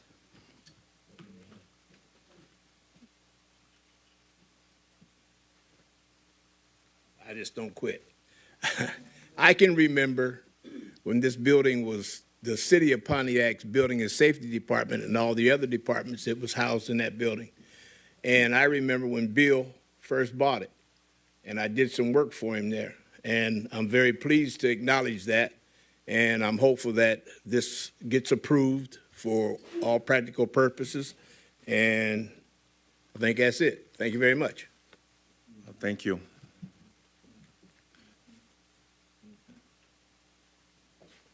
Okay. Please Carlton state your Jones. name and address. I'm sorry. 1323 Oakland Drive. I hope, and I think everybody do, because they tell me, you see some of the same people coming up here. That's because we're concerned about the city. There's no ifs, ands, and buts about it. We're concerned about this city. We love this city. We don't have to be elected official to love this city and want to see it do better. So I hope you all, some of you all may say, well, why you come up there every time? Because we're committed. I know Mr. Bass, Quincy's been him, and been coming down here for years because they love and we committed to this city. And now our past mayor, she now realizes it is come down and be committed to this city. I believe that everybody needs to know, not just what Carlton is saying. Here's what our county executive said in his economic report. The Latino community and the black community is on the lower echelon of income. And doing something like this for that organization, I think, is great, and we should support it. But we have to. What the county said, to make a difference, is try to uplift and develop them so they can get a higher educational level and they can have higher work opportunities. And that will increase this city and it will increase our county. They're committed to it in a lot of different ways. We need to commit to it. I support this. Thank you. Thank you. Do we have anyone else that wants to speak at this time? Hearing none. Actually, Ms. Younger, I don't know if you have an answer for that particular question concerning how much the city will forego in taxes. If not, could you have it? Because this is coming back in front of us. This is coming back. I Yes, will have them for all definitely. of the ones coming back. Equalization is preparing those documents for me now. Yeah, thank you. Okay. Yes.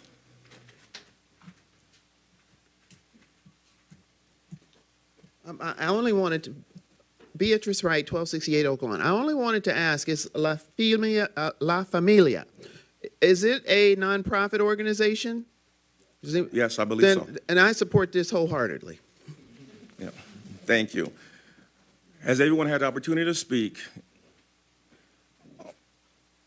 Hearing that no one else will speak, I'm going to close public hearing at, looks like 7:40 p.m. I'm sorry, you want to ask a question? To Deborah, to Ms. Younger, please. Thank you. It's a point of information question. What is the date that this is coming back before council? All of these before council? The 17th and 24th. Longfellow will be 24th because we have to have a public hearing for that, for the certificate. The other three, 46 North Saginaw, which we considered earlier, they've complied with criteria from the county.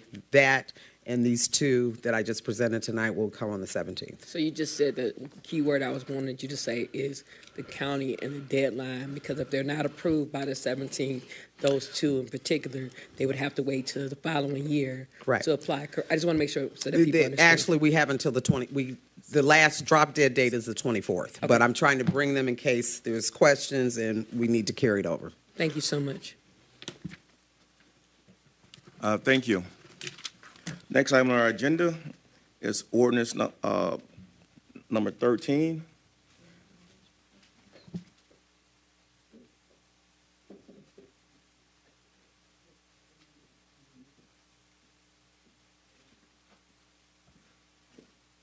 At this time, I want to make a motion to suspend the rules and move item number 13 to the new 23.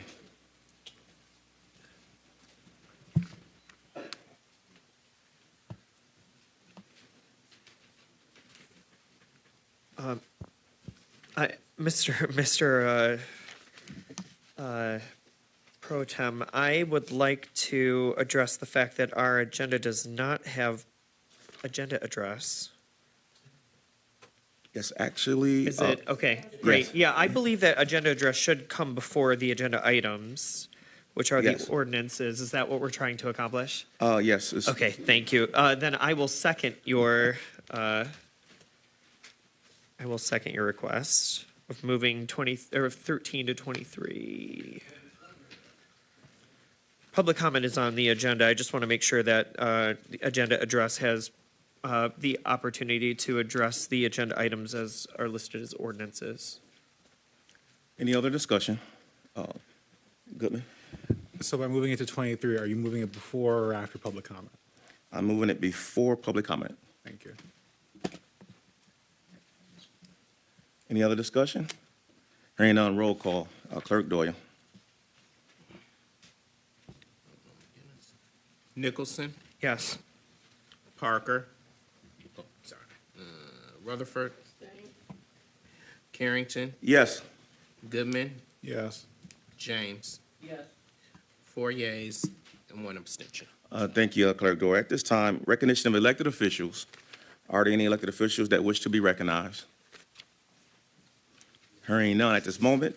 Agenda address, you have 2 minutes, time limit. Mr. Pro Tem, I do need to make a point of personal privilege. I will be returning in just a few seconds. Okay, yes, that's fine. Thank you.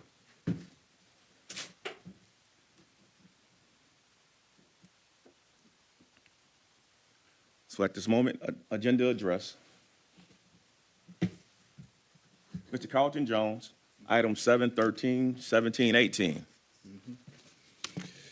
Yeah, I'm going to kind of make this quick tonight. I think what I want to say about the agenda, we've got several, sometimes we have 15, 20 items on the agenda, and it's very difficult to try to pick and choose which ones you want to talk to. But from the area from which I do want to speak to this is that we've been talking about a lot of things happening here in Pontiac, and I know there's opportunities. We hear this word, community benefits.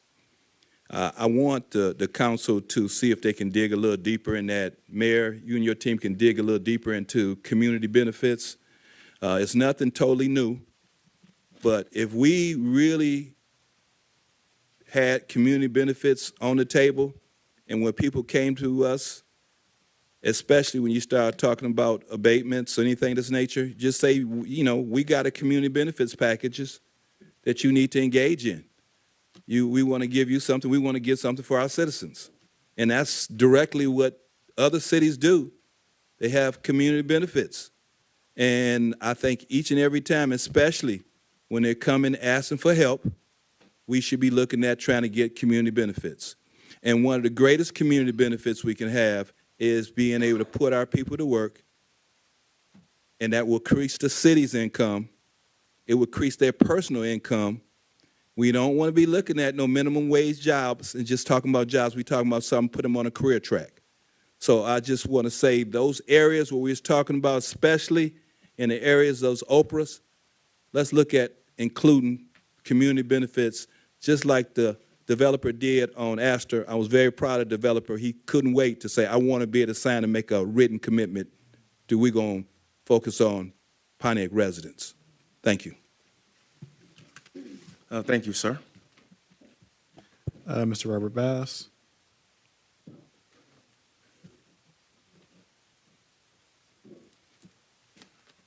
Thank you, Robert Bass, Citizen District Council, District 1 again. I got a little confused with that all that public hearing, but I had listed 2, 4, 5, and 17.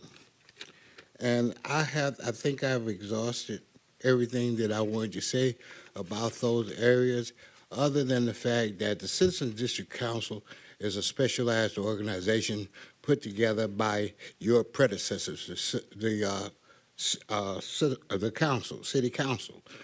So we work in conjunction with the city council, but I don't think we're being appreciated for what we do. We're specialized. We deal only with community development, redevelopment, and economic development. That's all we really do. But we've met all of the criteria to be a CDC and work as a CDC. We got more residents than I've ever encountered in any CDC that I've been on, and I've been on 2, 7, and 1. So I want to say that when these developers or investors come before y'all, the first question you should ask, have you been to the CDCs? Have you been to our community neighborhood associations? That way we know whether they have met their obligation to meet with the community. Thank you so much. Thank you, Mr. Bass. Ms. Beatrice Wright.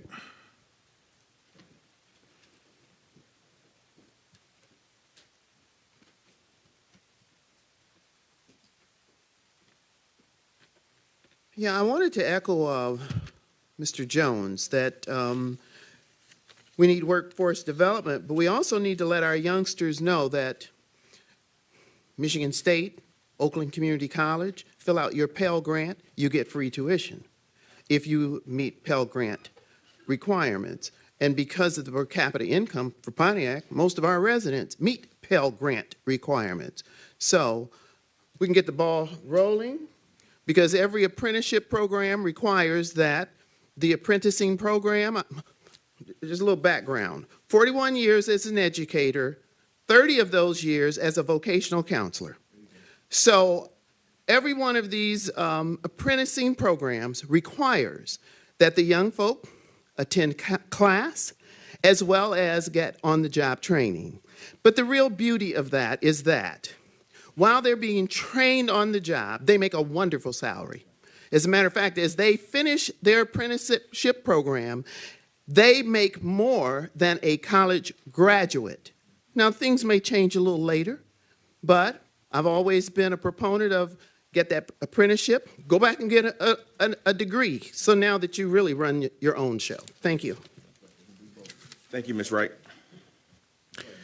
Mr. Quincy Stewart. Dr. Deirdre Waterman.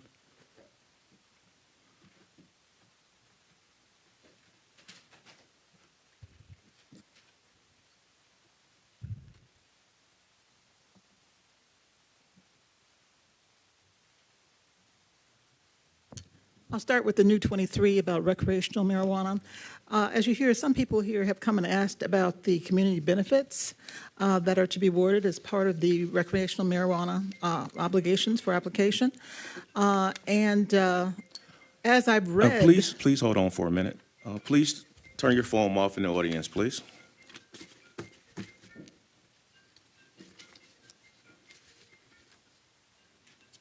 Could everyone else please check their phones about the 4th time tonight?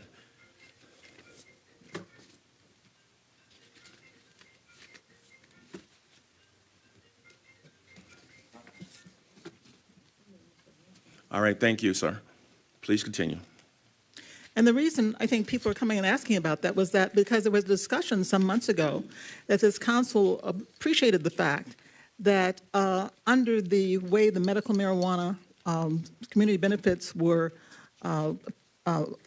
given, the points for that, under the way the clerk had scored the applications, was that it wasn't offered to a lot of the community organizations, the nonprofits, the churches. None of them were given a chance. And so realizing that, some of you said, okay, we should rewrite that part of the ordinance.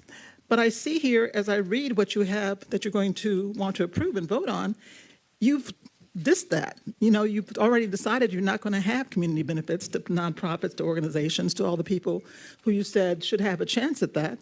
But you're going to take the money yourself, from what I understand. Now, it'll be interesting to hear if that's different, but it sounds like you're going to give the scoring, the 10 points, for up to $1,000 benefit, instead of having community organizations have a chance to benefit from that kind of economic development. So you'll clarify that. But what I do want to bring up is number, I think it's 19. It looks like you're looking hurriedly for another HR manager. And this is the second HR manager that during this administration has been lost. I brought up the fact that the 27-year employee was suddenly fired a couple weeks ago. And as part of her duties, the HR manager is supposed to work on that, any kind of termination that she works on giving the employee their rights. Well, apparently, from what I'm told, and I'll have to continue during public comment. Thank you, Dr. Waterman. And Mr. Chuck Johnson. I talked enough, thank you. That concludes public agenda address. Thank you, Councilman Goodman. At this time, City Clerk resolution. I need a motion and a second to approve the resolution to approve the agreement between the city and Thorn Law Group to service the hearing office of medical marijuana. It's been moved by Councilwoman Relaford. I'm sorry. She'd like to withdraw. Withdraw. Thank you. Mr. Clerk, proper procedure for withdrawing that motion. Yeah, she can withdraw. I'll make the motion. Support. Okay. Motion has been made by Councilman Nicholson and second by Councilman Goodman to approve the resolution between the city and Thorn Law Group to service the hearing officer of medical marijuana. Now I would like to turn it over to City Clerk for context. Thank you, President Pro Tem. So as the community is well aware, we previously had a hearing officer for medical marijuana. It was the Grewal Law Group. The attorneys that worked for the Grewal Law Group went to work for another firm, Dykema, so therefore they were no longer eligible to continue serving as the hearing officers because Dykema had actually worked on some medical marijuana applications. So therefore we have to find another hearing officer. We still have to conduct 2 more hearings. So I'm recommending that the council approve the agreement between the Thurin Law Group, that's Roma Thurin. She is a well-known cannabis attorney. She also serves on one of the state board committees for cannabis, and we have done a conflict check to make sure that she does not have any conflicts as relates to the 2 particular people that still need hearings on medical marijuana. Thank you. Thank you, Clerk Doyle. Council, do we have any question concerning this particular resolution? Councilman Nicholson? I just want to confirm for the public that we do have a conflict of interest statement for Ms. Roma Thurin, PLCC, that they have confirmed they do not have any conflict of interest with the current applicants. However, moving forward, they've also agreed they will not, or they will withdraw their ability to represent the city in that manner if we do have applicants who apply outside of the current medical awardees. So that does look pretty thorough. Thank you, Clerk. Thank you, Councilman Nicholson. Any other questions for council? Yes, Councilman James. Excuse me. I mean, Councilwoman James, I'm sorry. The statement as to who who they have a conflict of interest with? Because I didn't catch it. So I was just reviewing the conflict of interest statement. They currently have no conflict of interest with whoever, at this point, the individuals who have already been awarded medical licenses, but have agreed that they will withdraw themselves just as we have required in the past in the event that any applicant that they are required to now. They are just moving, this is just an application, or this is just a request to continue to represent the city with the ongoing hearings. Is that correct, clerk? So at this point, we already know who those hearings are for. Yes, through the President Pro Tem, that is correct. Perfect. With medical, we already know who the applicants are. They do not have any conflicts, and this is actually only for. Just for medical. For medical. Thank you, thank you. So once the adult use ordinance is passed, before we engage a hearing officer, we would do a conflict check as well, too. Thank you, Clerk Doyle. Any other council person want the floor? So again, what we're voting on at this moment is a resolution to approve the agreement between the city and Thorn Law Group, PLLC, to serve as a hearing officer for medical marijuana. Clerk Doyle, can you have roll call, please? Nicholson? Yes. Parker? Yes. Rutherford? Carrington? Yes. Goodman? Yes. James? Yes. 5 yeas, 1 abstention. Thank you. That resolution passes. Next on the items is from the Department of Public Works, resolution to execute an agreement to establish architectural engineering AE firm, DLZ, as a fourth on-call engineering service firm for the city of Pontiac. I need a motion and a second to approve this resolution. Support. It's been moved by Councilman Parker and supported by Councilman Nicholson. At this time, I'll turn it over to the administration for context. Thank you, Council Pro Tem. 2 months ago now, maybe, we brought DLZ on specifically to do some work in our engineering department. When we brought them on, the resolution was written in such a way that it restricted the amount of work that DLZ could get. What was meant to happen was that DLZ would be brought on as an on-call engineering firm. If you would hearken back to at the beginning of the year, we had let go of one of our on-call engineering firms. And so DLZ was meant to replace that firm. And then DLZ was meant to also specifically fill in as the city's engineer until such time as we had an engineer. So this resolution is meant to correct that error so that DLZ is in fact our on-call engineer and we can assign work to them as needed. We have both the DPW director and the purchasing manager here to further elaborate on that. And the purchasing manager has been in constant contact with our attorneys on this matter to make sure that the wording is correct, and just updated me with a change in the wording that I will pass to you now. Thank you, Deputy Mayor.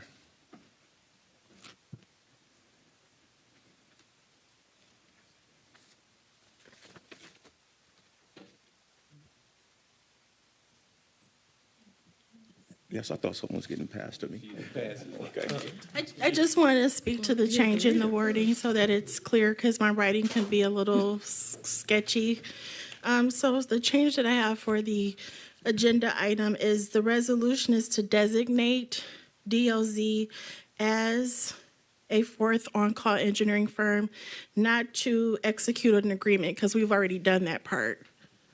So that's the correction. Okay, thank you. So, Clerk Doyle, please repeat that for us, please. Yes. I'm sorry. So for number 15, the resolution is to designate DLZ as a fourth on-call engineering firm and not to execute an agreement because we've already done that. Oh, okay, so it's not Yep, in we the did that back in resolution. March or the beginning of April. But I'm saying, it's not in the It resolution. is in the resolution. It's on the now therefore part. And authorized to sign projects consistent, okay.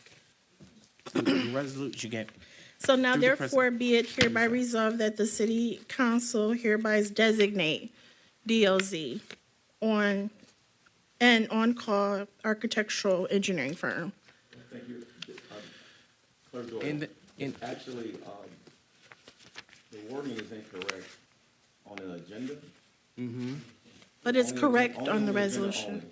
only. Oh, So we don't really need to, change anything in the resolution. okay, that's where I was confused, okay. So then, I apologize for the confusion, Clerk Doyle. Thank you. Council, is any concerns about this particular resolution? Councilwoman James. Is this who Ms.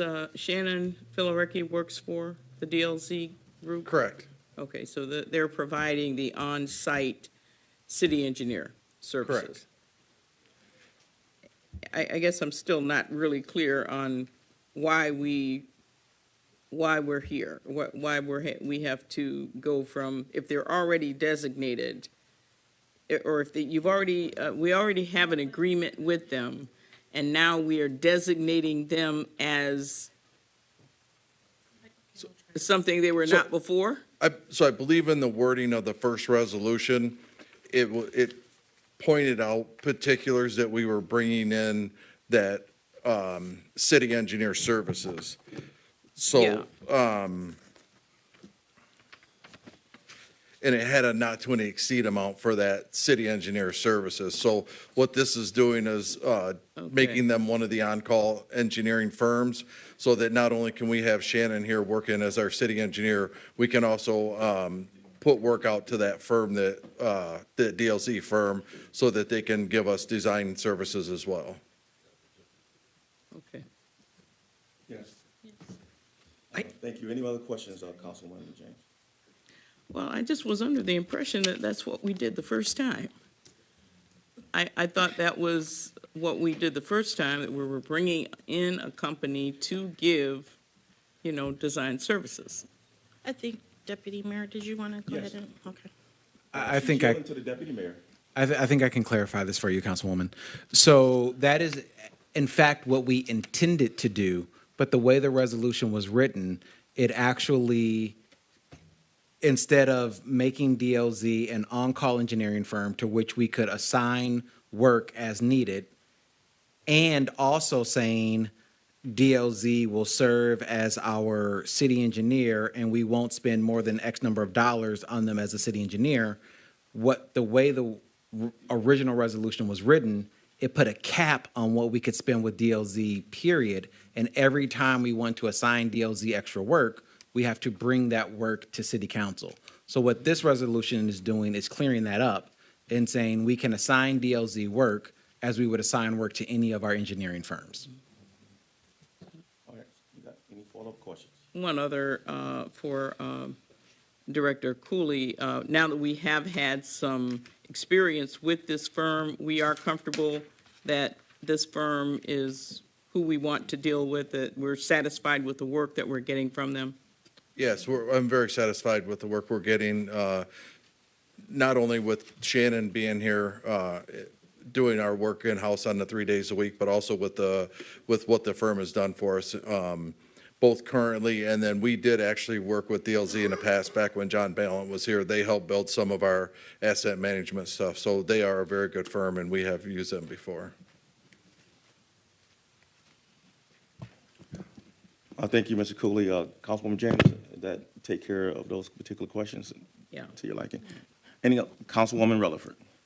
I just want to thank you for the work that you've been doing in this area. Sometimes we don't say thank you enough to how hard you've been working to make sure that things change in the right direction. So I want to publicly thank you for doing the work. But my question is very simple. This will put them in for long term, or is it a short term contract?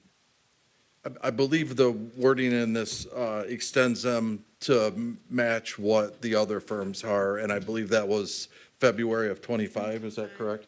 Yes, February of 2025. Okay, thank you so much. Thank you, Councilwoman Rutherford. Any other questions from Councilman Nicholson? I want to make sure, so in the resolution itself, I don't see dates for an extension of the contract. And then I'm also confused because the third whereas does essentially state the same thing as what we were concerned with about the agenda item. So are there any changes that need to be made to satisfy what you need this to do? I mean, I'm agreeable that they're more than satisfactory. I just want to make sure that you have what you need so we don't have to bring this back for more confusion. I can definitely have the term added to the resolution so that it's clear. So would you like us to, I mean, is there a requirement that this needs to be voted on tonight, or do you think? Actually, I don't think it's a requirement. We can actually move this to the next meeting. Okay, all right, I'm gonna make a motion to, do we have to, can I midstream make a motion to abate this to next week? Okay, all right, I'm gonna make a motion to postpone to next week. Support. Because there's an open motion, I just want to make sure. Councilman Nicholson, and support by Councilwoman Rutherford, is actually to make a motion to postpone this particular item until next week, next meeting. Excuse me? Yes. I do have one more add. So in terms of exceeding the $75,000, my understanding is that we're close to that. So there are services that will need DLZ to render. This upcoming week, we do have the pre-bid conference for architectural engineering services for the youth center that will be occurring tomorrow. So she'll be incurring Okay, I'm just going costs.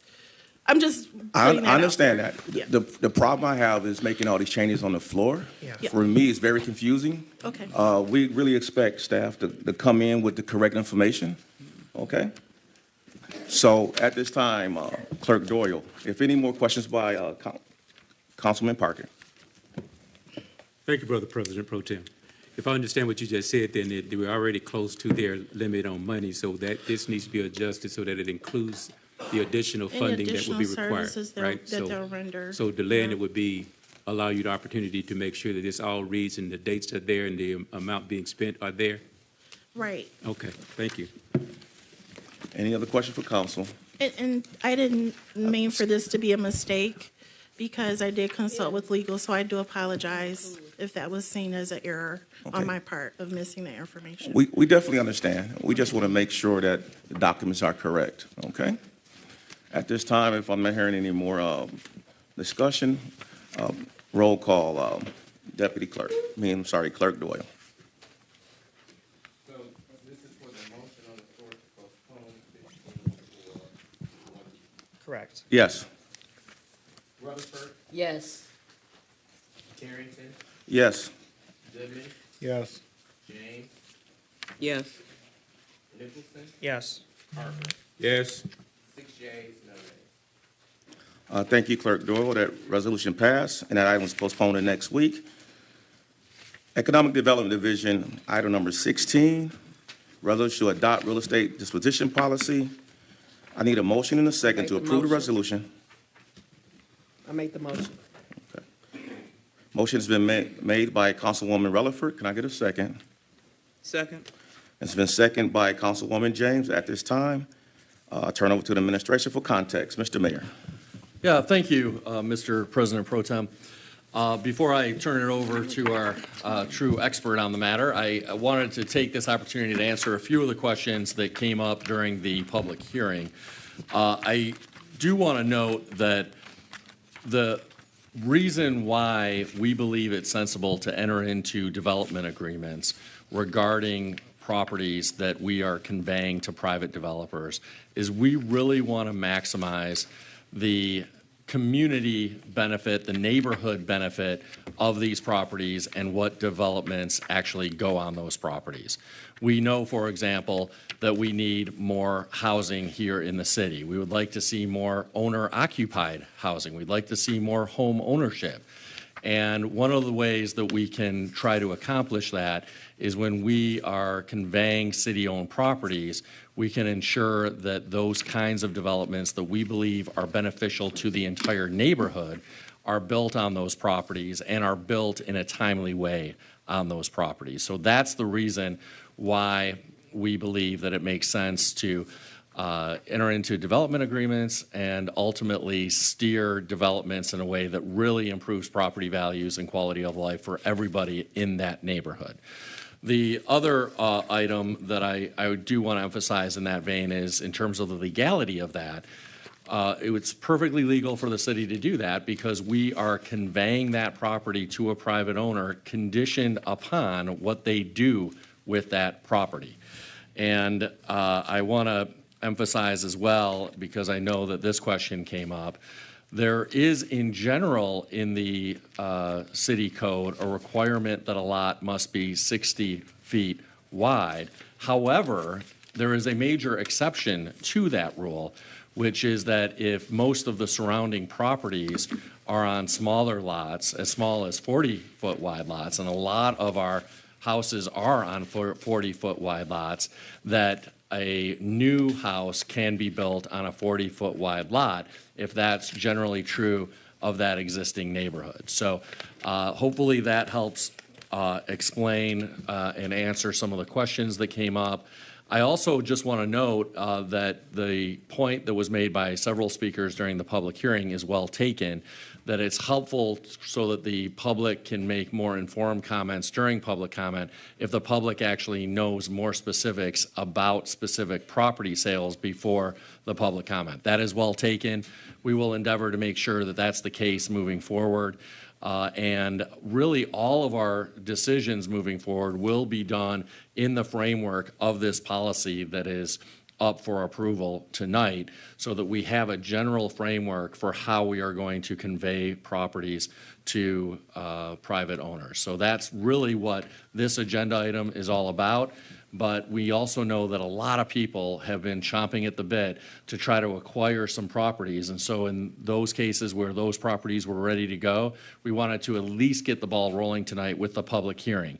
You will have more information available to you before these are voted on by City Council. So you will have another opportunity to comment on the specifics for these properties at the meeting that they're brought up for a vote. And with that, Economic Development Manager Younger.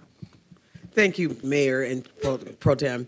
As the Mayor indicated, one of the things that helps us is actually having a disposition policy. Some of you have mentioned that we don't really have a policy and citizens don't know. So what I attempted to do was codify that by asking you to adopt the policy by resolution.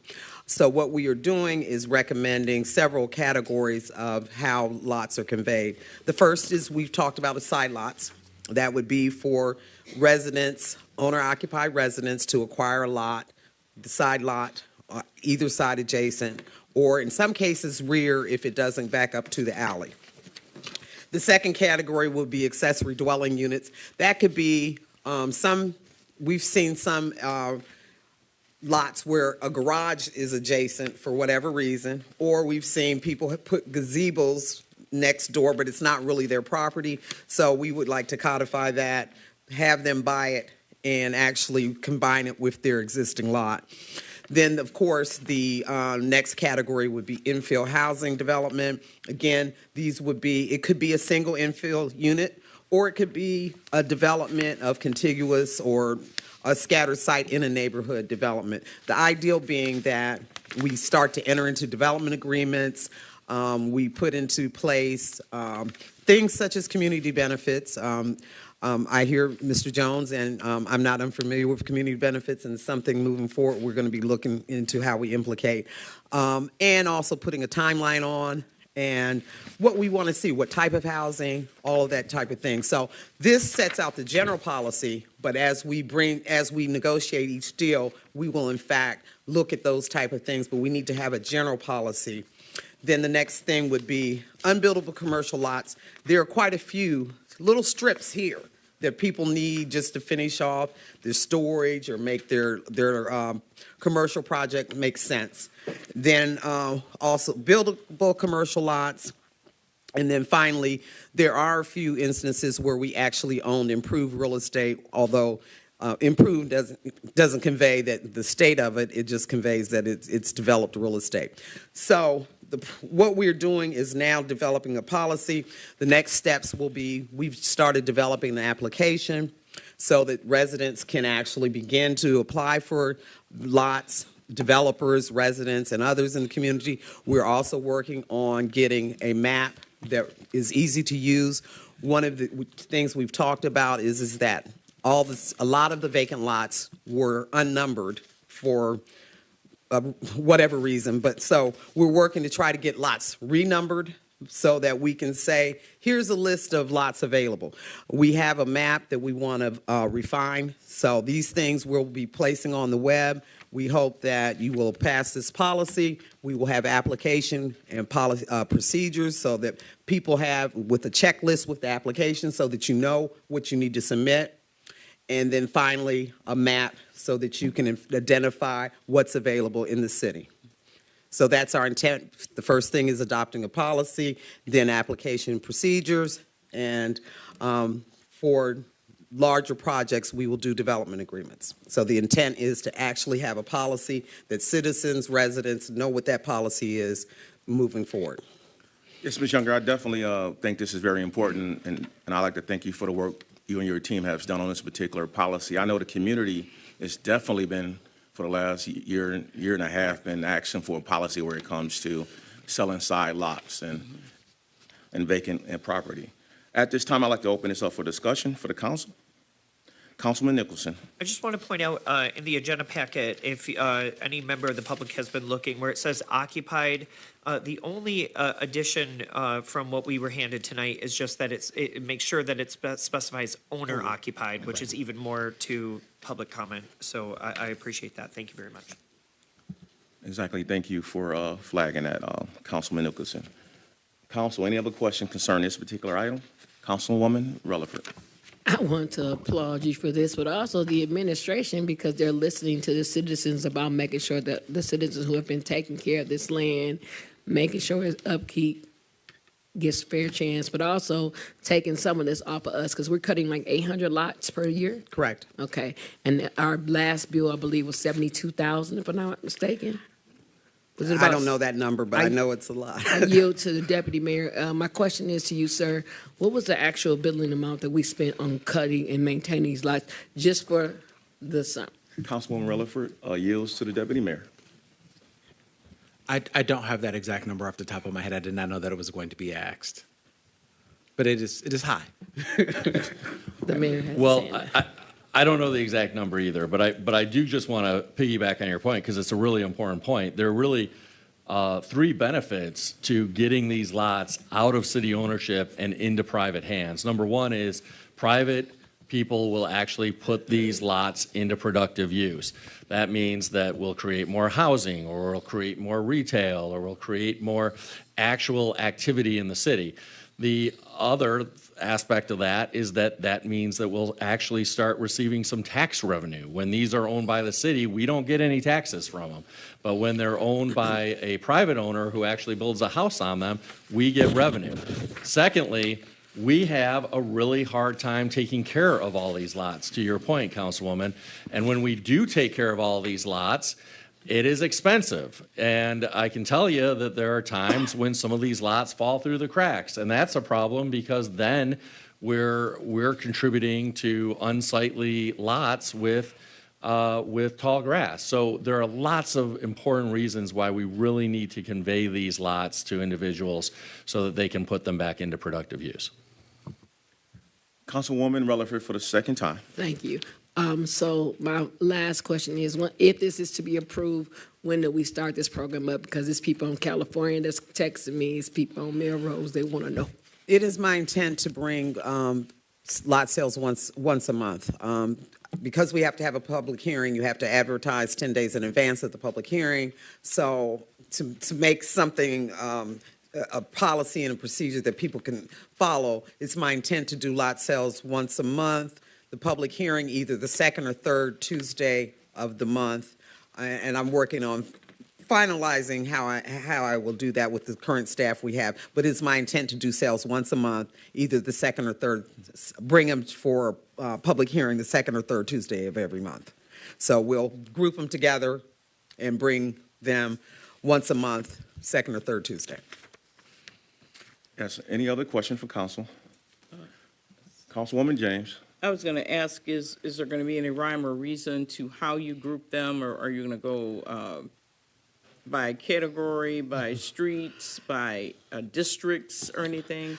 We haven't developed that. Right now, what I'm trying to focus on first is people who wanted side lots. Okay. I'm not going to say, but, you know, for instance, I brought you some commercial and I brought you some residential. Those presented themselves to us. I'm going through the commercial. Some of them have been on the list since 2015, so we're calling the people, making sure they're still interested, that they're, you know, still the owner. So I'm working through the side lot list, and then as opportunities present themselves, that's how I'll bring them.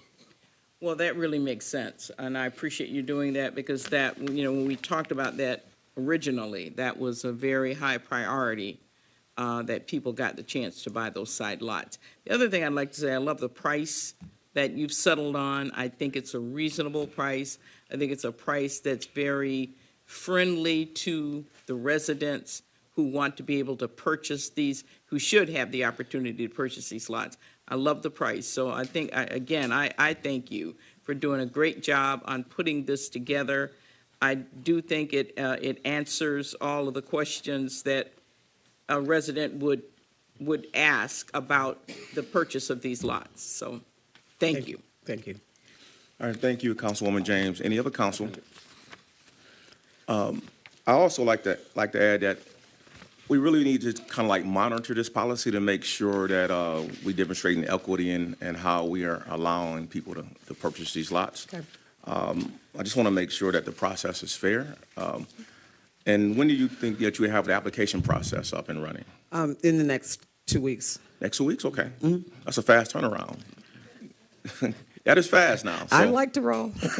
We've been working on this for a minute, so, you know, it's been something that, you know, has plagued me since I came. You know, I've had people calling me about these lots since my first week starting here, so I've been working through talking to community residents, other people in the administration, so I'm, you know, really happy to move this forward, because I think the residents who've had a pent-up demand for lots should be addressed, as well as the opportunity for us to really return these properties to productive reuse, and it's an economic development tool, and that's my charge. So I'm excited about moving forward.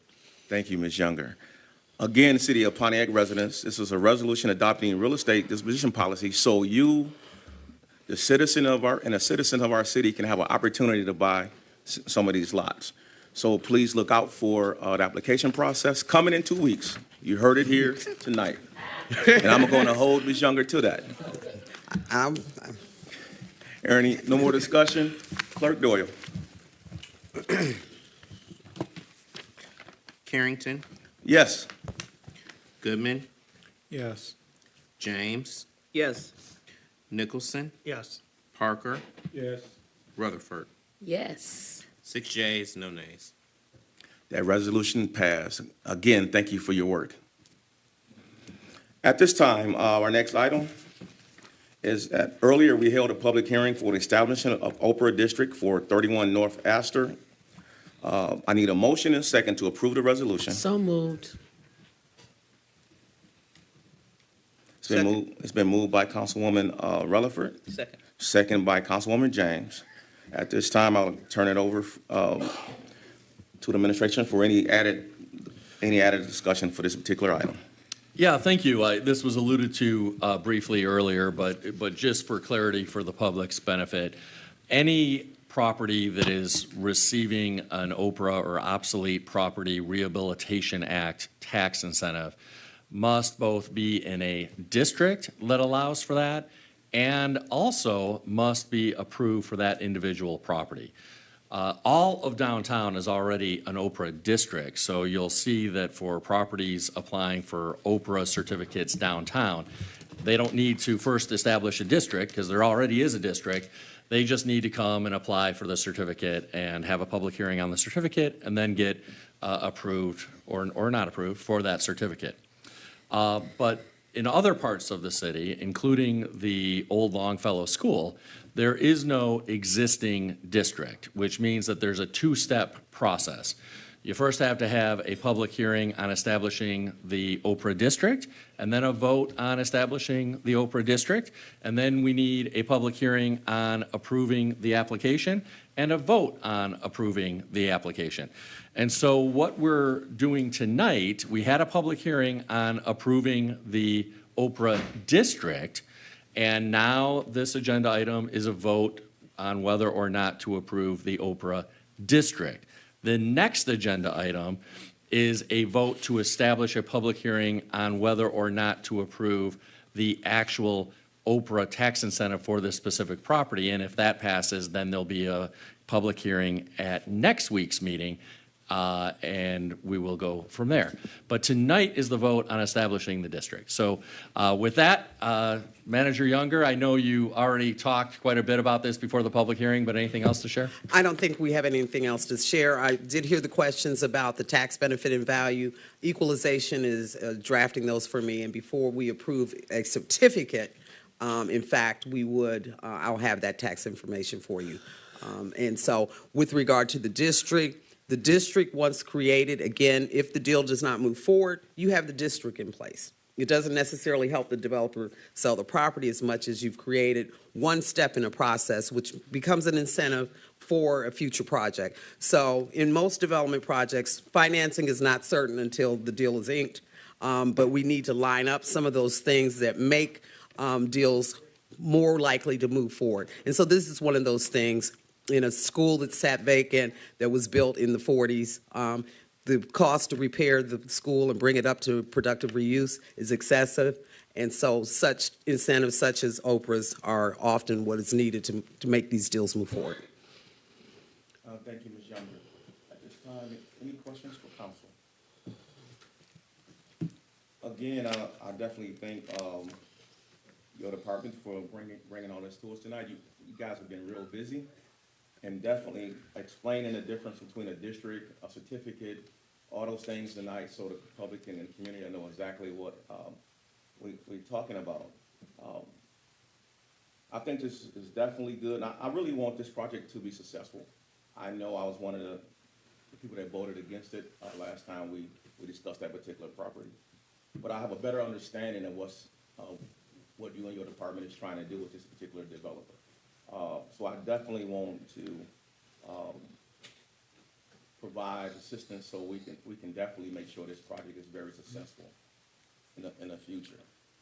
So any other, Mayor Grimer? Well, just very quickly, because some people during public comment raised the question of what's the benefit to the community? And I really want to emphasize that we have a major problem in our city with old abandoned school buildings. This is a result of the fact that enrollment in the school district contracted rapidly and a lot of buildings were shuttered. And those buildings are now all privately owned buildings, or at least the vast majority of them are privately owned buildings, but they've been sitting there vacant. And that means a couple things. They're not productive, they're paying some taxes, but not much in the way of taxes. And they're horrible eyesores and a form of blight in neighborhoods. So the more we can incentivize the renovation and rehabilitation of these properties, the more we will beautify our neighborhoods, put an end to that blight, and again, get buildings back into productive use. And so this Oprah proposal happens to apply to the old Longfellow School. There was some public comment earlier about Franklin and potential redevelopment there. You're going to hear that about a lot of different school buildings in the city. We approved an Oprah last year now for the Webster Elementary School property, and you will see more efforts on the part of our administration to redevelop old school properties or demolish old school properties. So you'll soon be seeing a proposal for the old Weaver School on the northwest side of the city, for example. So there are a lot of old school buildings and properties that we really need to redevelop, and we need to utilize all available tools to do it. Thank you, Mayor Grimo. Any other council, any other discussion on this particular item? Hearing none, roll call, Clerk Doyle.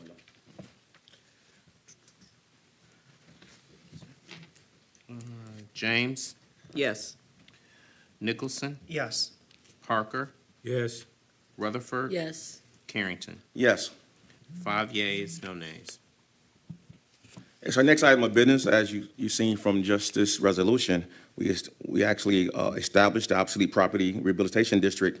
Now we need to schedule a public hearing for obsolete property exemption certificate application for 31 North Astor Street, parcel 14-27-306-014. This public hearing will be scheduled for October the 24th, 2023 at 6 p.m. Council, I need a motion and a second to approve this resolution. So moved. Support. It's been moved by Councilman Nicholson and supported by Councilman Parker. At this time, I want to turn it over to administration if we need to discuss anything further. Well, I already spoke about this, so no, although I think I misspoke. I think I said the hearing was going to be scheduled for next week. It's actually 2 weeks from now. Okay. Council, any questions? Councilman Nicholson. Director Younger, or Manager Younger, can you help the public, and how do the neighboring properties get notified about this hearing? They will be notified by the clerk. The adjacent surrounding property owners are notified, and the clerk can answer. Actually, all we're required to notify are the taxing jurisdictions. So if you want to notify adjacent property owners, that would be something that economic development would have to handle. The mayor, someone want to speak to that on that particular question? So, as the clerk said, all of the taxing jurisdictions will be notified by the clerk's office. The public is generally notified by the notice that is put into the paper and by everything that happens in these chambers. If you wanted additional specific notification, now would be the time to direct us to do that. All right, thank you. Councilwoman Rutherford, you had your hand up? Manager Younger, is there a way that we can send this information out or do some robocalls so that people are involved? The only reason why I'm asking this is because we don't want people to say, well, I didn't know this happened, and then give them a talking point to try to deny this this from occurring. If you'd allow me, I'd like to work with our communications staff and figure out the best way to assimilate this information. But we'll find a way to do that satisfies the intent of what you're asking. So I'll work with communications to develop a strategy on how to do that. And lastly, is there a way that this information can be given to different community groups as well, so that they can have some input in? Also, if you could do that for me, please. Moving forward, I'll be happy to do that. And I'll start with these. Thank you so much. Thank you, Councilwoman Rutherford. Council, have any other discussion items for this particular item? Hearing none. Roll call, Clerk Doyle. James, Yes. Nicholson, Yes. Parker, Yes. Rutherford, Yes. Carrington, Yes. Goodman. Yes. 6 yeas, no nays. Thank you. That resolution passed. Human Resource Department, item number 19 is a resolution to approve agreement with Human Resource Advisory for Human Services Short-Term Services. At this time, I need a motion and a second to approve this resolution. Support. It's been moved by Councilwoman Rutherford and second by Councilman Nicholson. I will turn it over to the administration for context. Mr. Mayor. Thank you. I'm going to invite our deputy mayor to talk in greater detail about this agenda item. Thank you, Mayor. Thank you, Council. So as the resolution states, and as been stated, the city is currently without an HR director at the time. We engaged the services of HRAA on a temporary basis. They were here last week, and we were very pleased with the work product they produced. They were able to fill the gap for us very well, and they have actually moved forward quite a few projects that we've been working on. And as we look for a new full-time director, we have engaged the services of GovHR, a recruiting firm, to do that. That recruiting firm has actually already identified a number of qualified applicants. It just happened to be what they had in store from another project that they had been working on. But it is going to be at least 4 weeks before we can go through the process of getting all of those individuals screened by us through the interviewing process, and then also giving them time to provide notice to their current employers that they are accepting a position with the city. So in order for us to stay in compliance with all of our purchasing policies, we are asking for the authority to spend beyond the $10,000 limit with HRAA Advantage, and that is, well, HRAA, which is HR Advisory Advantage, and that is why that is here in front of you tonight. Thank you, Deputy Mayor. As some of those that spoke during the agenda address stated, we definitely need an HR director. So I thank you for bringing this to the council tonight. At this time, council's open to ask questions. Councilman Nicholson. I know it's always difficult for members of the public to hear when someone has left the city. Unfortunately, under some circumstances, we can't really go into greater detail. This is a personal matter between someone and their employment. And so, you know, sometimes we look at it as this is an employee of us, but from them, this is their job. So, you know, we can take it in a different direction, but unfortunately, we do have to adhere to their responsibility to themselves and also the city, and our responsibility to them and also the city. So I do want to, though, applaud the administration for working with really high quality firms. You know, we've moved from working with you know, some individuals who are really talented on their own, but moving to firms that have a breadth of talent and a ton of experience with HRAA and GovHR. I think we're heading in just a really professional and supportive direction. So I appreciate that. But we're looking forward to conducting those interviews with you. Thank you, Councilman Nicholson. Councilman Parker. Thank you. And the administration, as I look at your request, is the funding that you're asking for going to be enough? Thank you for that question. We do believe that the 6 weeks should be adequate. The good thing is that the funding is already there. Council had already thought about these types of turnovers and put the money into the budget. This is actually allowing us to go beyond that $10,000 spending threshold. If something catastrophic happens and we're not going to make that 6 week time period, we will come back and ask for, you know, additional time. Thank you. Thank you. Councilman Parker, any other questions? Okay. Council, any other questions? I have one. Councilwoman James. Yeah, mine is similar to Councilman Parker in that the information that we got indicated that the hourly rate for this service is $150 an hour, which is pretty high. And so I would think that we need to put you have a cap here of 36,000.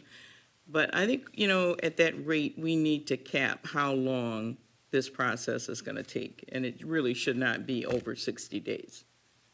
Because at that rate, I don't think the city should be spending that kind of money beyond 60 days to be able to get a new person on board. Yes, so I think the councilwoman make a good point. So in a sense, when you bring this back to us, make sure you pay attention to how much you're spending. Okay, so just to make sure that we don't exceed as much as go too high on this. Hopefully we have somebody within the 6 weeks and bring them as a new HR director. Any other questions for council? Hearing none, Clerk Doyle, can I get a roll call, please? Nicholson, Yes. Parker, Yes. Carrington, Yes. Goodman, Yes.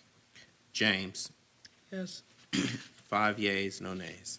That resolution passed. Next is information technology.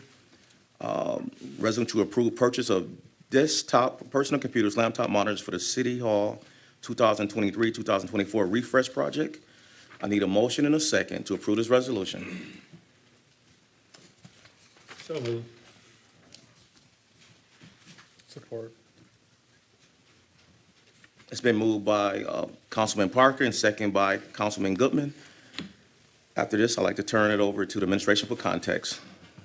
Thank Mr. you. Mayor. I'd like to invite our IT expert, Cody McPhee, to the podium to get into the details.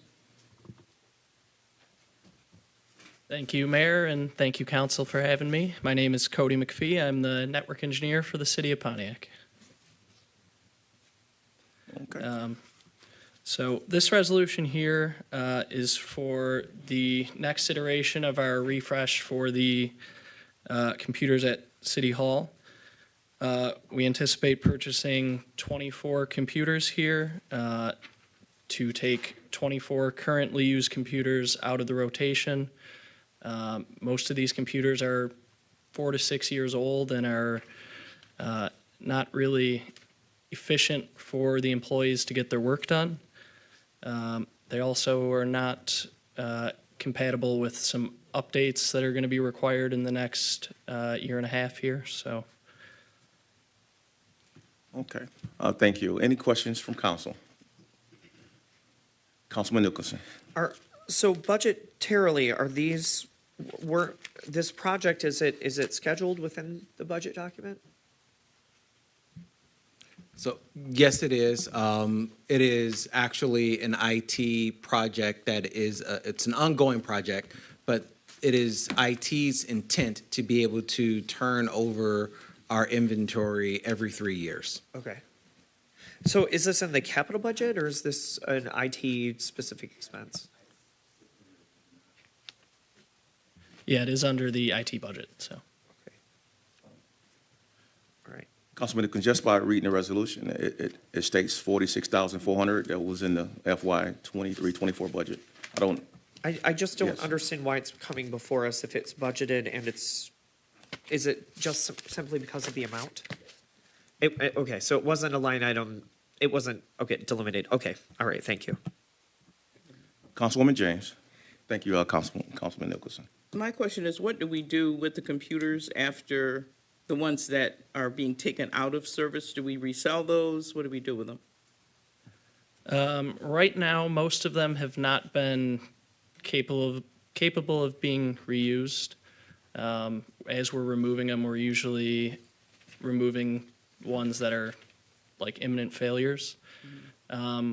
We are looking at kind of cataloging them and recycling them, but currently we don't have an actual plan for recycling or reselling, like set in stone, so. Mayor Grimal. Yeah, I appreciate your question, Councilwoman, because we have begun some internal conversations about how we can maybe reuse some of them, maybe recycle some of them, and we haven't yet come to a definitive conclusion about that, but we'd like to find at least some way to try to repurpose or reuse some of them that are actually reusable, maybe for local nonprofits or for other purposes. We obviously need to do an assessment as to how many of these can actually be meaningfully reused. We don't want to donate computers to groups only to have those computers be essentially useless. But we have started some internal conversations about that. Okay, great. Thank you for that statement at this time. Councilman Goodman. And it was brought up in the previous Communications Engagement Operations Subcommittee that to explore that option, being that as we're taking some of these computers out of use in City Hall, if they're still at least somewhat usable, trying to find a home for them within the community, if that's feasible. So it is at least a priority of mine to try to move us in that direction if we can. Yes, Councilwoman James for the second time. I don't want to belabor this, but have you considered possibly going to a lease system so we wouldn't have to have that issue of trying to,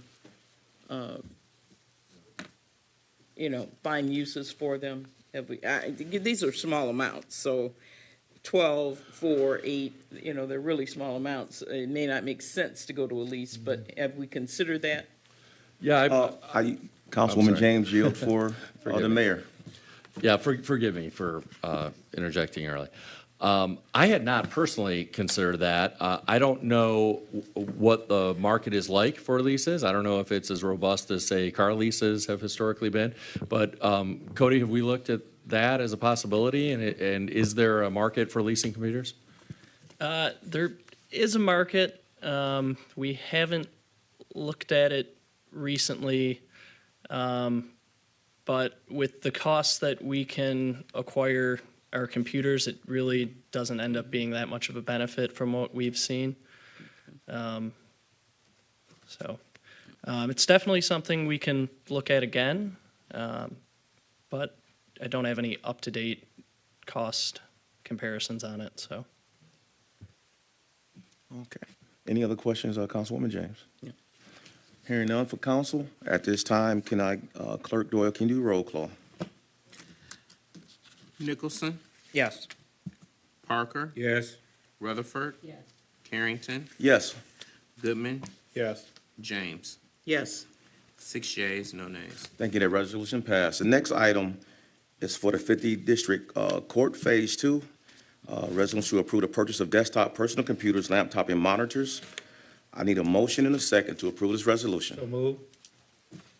Second? It's been moved by Councilman Parker, second by Councilwoman James. At this time, I turn it over to administration for context. Mr. Mayor. Mr. McPhee, take it away. Same concept, just for district court folks. Thank you. Yeah, the courthouse is probably in more severe need of new computers than City Hall, just due to them not getting any new computers while they were closed to the public for COVID. Most of theirs are around 6 years old. We did recently replace 28 computers, but we believe this should cover the remaining computers for the clerks who didn't get in the first phase, and then the judges would be getting new computers as well. So, Thank you, Cody. At this time for council, you have any question concerning 50 District Court and computers? Councilman Nicholson. I just want to say, we've heard in our Law and the Court Subcommittee that some of these software systems, they just can't function on these computers in the age they are. We've got monitors that are 11 years old. They might as well be projection tube monitors. And we're working with a court that can't afford to stand up to the financing position of any other district court in the county. So for them to be able to have an operable computer to come to work to every day to make their jobs easier, I think this is absolutely necessary. Okay, thank you. Any other discussion on this particular item? Hearing none, Clerk Doyle, could you please have roll call? Parker, Yes. Rutherford, Yes. Carrington, Yes. Goodman, Yes.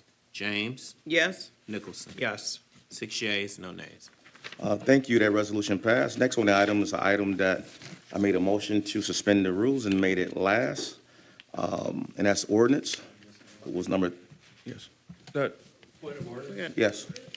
Point of order, Mr. President Pro Tem, I think Oh, sorry, there's I did item miss number something. 22 I as well. totally, Yeah. I totally, please forgive me. No problem. I'm trying to get there fast. I'm sorry. I respect that. Item number 22, resolution to approve the petition of vacation of alleyway adjacent to 1104 Baldwin Road to be granted by the Pontiac City Council. I need a motion and second to approve the resolution. So moved. It's moved by Councilman Nicholson. I get a second. Second. A second by Councilwoman James. At this time, I turn it over to administration for context, Mr. Mayor. Yeah. Thank you, President Pro Tem. If this address sounds familiar, it's because a item came before us some time ago relating to vacating the alleyway for this address. But this is a cleanup item. There was I guess you might call it a Scrivener's error or some other minor error in some of the verbiage or the legal description. And I'll have our planning manager, Mark Yandrick, walk us through the details and why this cleanup item is needed. Thank you, Mayor. Good evening, Council. So Nick Hermes is looking to construct or redevelop a site for a used car lot. He first went through an alley vacation process through City Council. He's additionally gone through a preliminary site plan through Planning Commission. He's working on his final site plan. Earlier this year, City Council approved this vacation of the alley.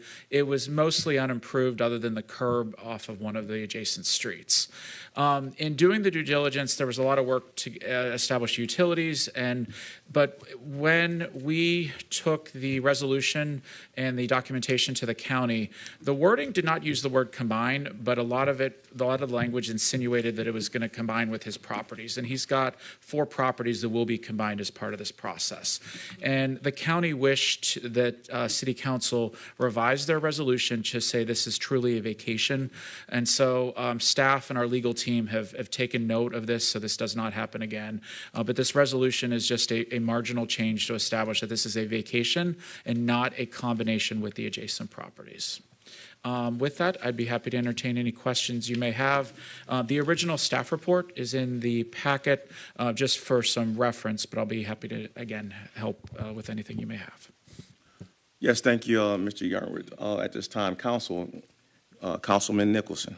I just want to point out, it looks like the alley is completely barriered off. It doesn't actually function as a current alley. So as it is right now, it is the usage of the property, it does appear that it is combined. So I don't think we're making any changes. I don't think the neighbors are affected. And plus, we already had the intent. So thank you for bringing this back. No problem. And we did have neighbors come to the public hearing at Planning Commission actually in support of the vacation, and they were supportive of the redevelopment of the property.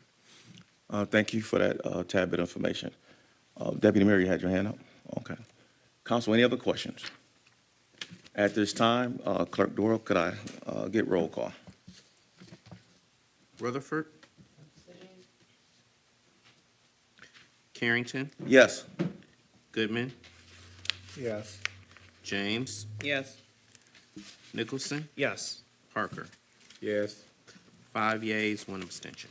Thank you. That resolution passes. At this time, what we all been waiting for.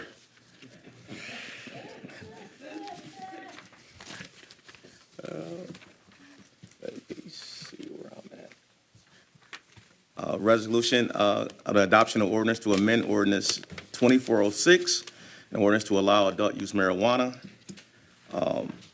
This is a second reading of this ordinance. Attorney Murphy, please explain to the City Council the proposed changes. Yes, good evening, council members and Mayor Grimal and Deputy Mayor and the clerk. So we had the first reading a few weeks ago. Since that time, there's been some further input from industry people, community people, the clerk, the mayor, myself. So there's some minor changes. The first one is in section 3, the definition of applicant. Applicant includes a managerial employee of the applicant and any person who holds a direct or indirect ownership interest of 6% or more. The first draft didn't have the conjunction "and" between those two phrases, so it's a grammatical correction for that definition. The second definition amendment was for social equity qualified business.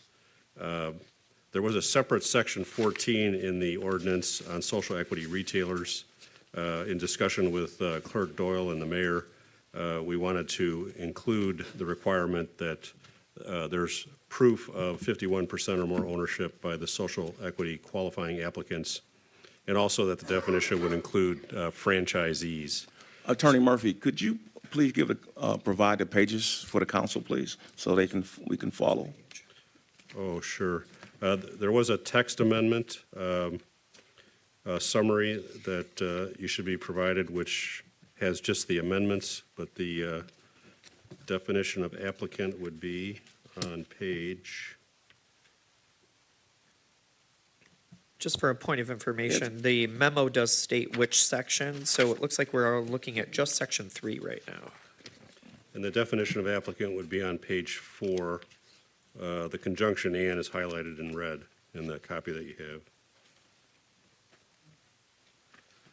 And then the social equity qualified business definition would be on page 9.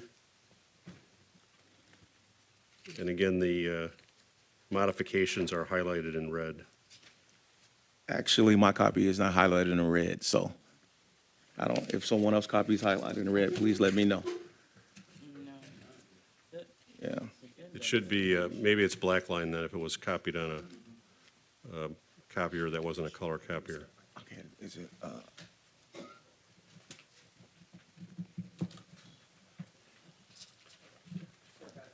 all right, thank you. Thank you.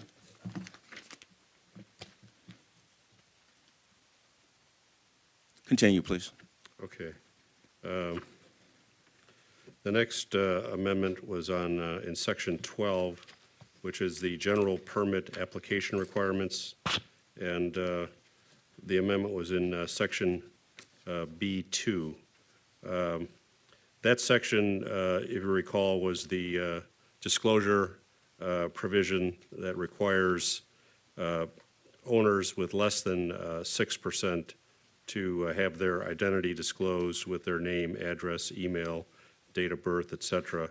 It was amended to reflect that the disclosure requirement applies to the applicant entity and not to each individual owner of the applicant entity, and that the disclosure requirement is for ownership interests, direct or indirect, of greater than 2.5% up to the 6%.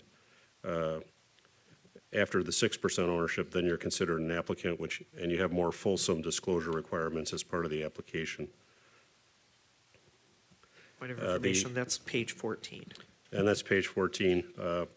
Then the subsections A through F, which discloses additional disclosure requirements for different types of entities like a trust, an LLC, a corporation.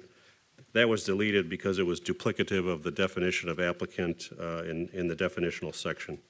So it was really a matter of eliminating duplication. Okay, continue. The next section is section 13, which is the marijuana application process. The first change was in 13D. Let me find that page. Page 21.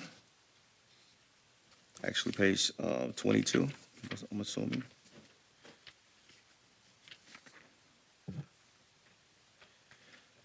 Right. Councilmember Carrington, if you recall, that was a typo that you'd picked up in the first reading to delete the N and replace it with an Okay. And that's in the 13th line. So that's really a grammatical correction. Okay. The next one is in 13F8. And this is the scoring section, different categories on scoring. 13F8 is on PIC. The fund that's referred to be administered by the city is a discretionary provision. It may include a donation to the fund administered by the city, which was a social equity fund that the council thought was important. In discussions with Clerk Doyle, he pointed out that in the medical program, oftentimes there were donations exceeding $1,000, and the thinking was that we don't want to suggest that somehow that's a cap if the applicant wants to donate more than that to a fund administered by the city or to community improvement programs with nonprofits, et cetera. So the proposed amendment is to delete the reference to the $1,000 so that it's not viewed as a cap by the applicants in order to get the points. All right. The next proposed amendment is on 13G. That is the section that provides for 30 points if the applicant had received final conditional approval for a medical marijuana permit under the medical ordinance. They can get 30 points, and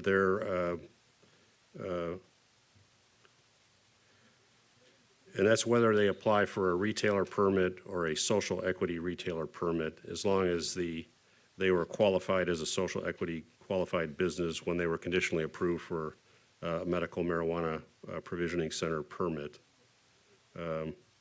That's the only change in that section. The last change in the section 13 is in 13G. That just reflects the additional points that were made available in the amended ordinance from 165 up to 185. That was amended previously, but there was a second reference to those points, and it had to be corrected. The last change is to section 20, paragraph A.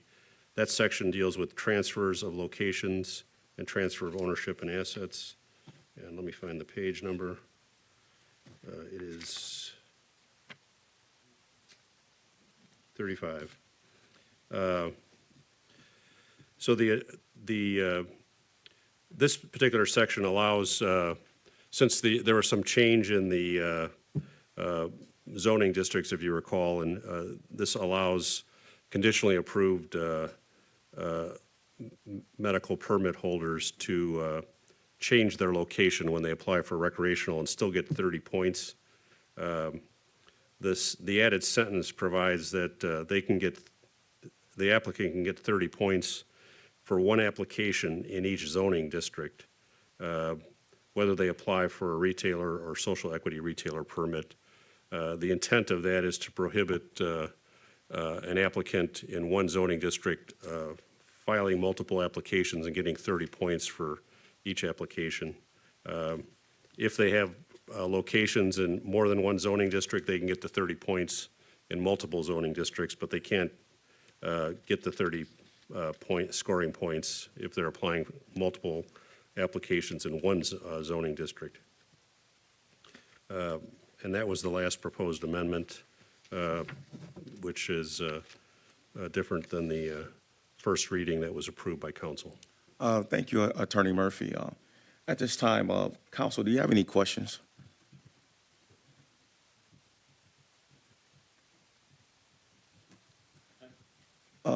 Councilman Parker. Thank you, sir, for the changes that you've made, but now have all the parties that were interested in this reviewed it, and are they in agreement? Yes, they are. So, Clerk, Council, I'm kind of looking to see what you guys want to do today. We can postpone it for 1 week. I'll give you a chance to look over this a little more, or we can approve these amendments and then go from there. Councilman Nicholson. I think each one of the amendments is either grammatical or just sensical, or requested of a council member from previous meetings. I don't have a problem moving forward if all are in agreement. Council feedback. I'm in agreement. Okay, you're in agreement.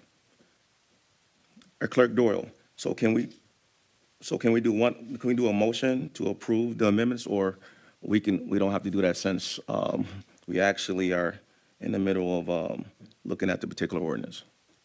Right, this is the second reading has been postponed for several weeks, so there's already been a move in support, so you simply can just adopt the ordinance. Okay, thank you.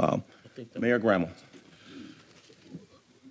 Clerk Doyle, I do wonder a little bit about that, because I believe there was one additional amendment brought forward tonight, which was to section 20, that may not have been, I'm not sure about this, but may not have been in the first reading. So I defer to council, but if that section 20 amendment was not in the first reading, it seems like there would need to be an amendment voted on tonight. It was not in the first reading. Okay. I'll make a motion to amend to adopt the changes to Section 20 as included in the memorandum. Okay, can I have a second? Support. It's been moved by Councilman Nicholson, second by Councilman Parker to adopt amendment in Section 20, transfer location prohibited, transfer ownership and assets. And I want to read that for the public. Notwithstanding anything to the contrary contained in the ordinance, no conditional approved medical marijuana permit holder shall receive the application scoring points in Section 13F9 for more than one application. A peace and zoning district allowed under ordinance 2407, whether the application is for a retailer permit or a social equity retailer permit. Any questions concerning what we need to vote on, council? Hearing none, roll call. Carrington, Yes. Goodman, Yes. James, Yes. Nicholson, Yes. Parker, Yes. Rutherford. 5 yeas, 1 abstention. Yes, that resolution passed. At this time, we go back to the original motion of the second reading.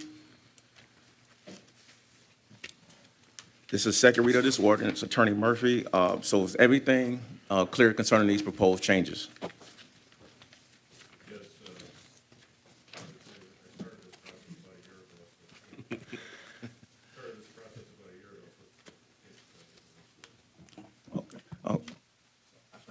I turned mine off for you. There we go. It's been about a year-long process, so obviously, council enacted this last early April, and then it was derailed with the referendum, and we were able to get it off the ballot and work through the issues with the ballot committee and other interested industry parties to get it to where it is today. Thank you. I just want to add, I'd like to thank this council for its work on this particular ordinance. This has been one long journey and process. And I'm hoping that we can start, some of these companies can start opening up as soon as it goes to the clerk office and get approved. I definitely don't want to see this no more. It's been a very long process, and it's been very difficult to really make sure that we dot our I's and cross our T's and making sure that our community has access to a potential for social equity within this ordinance. I just definitely like to thank my colleagues who definitely came to the table saying we need to do something about this particular ordinance. So again, thank each and every one of you. Yes. Clerk Doyle. Thank you, President Pro Tem. I just do want to alert the council that you will still need to approve the city social equity plan and the scoring guide prior to the application process beginning. Thank you. Clerk Doyle, when do you think you'll be bringing that to the city council? I think the ordinance require that we have to do it within 60 days. Within 60 days, yes. Okay, within 60 days. Okay, thank you for that clarity. So, council, are you prepared to vote on this ordinance tonight? All right, all in agreement at this time. Roll call.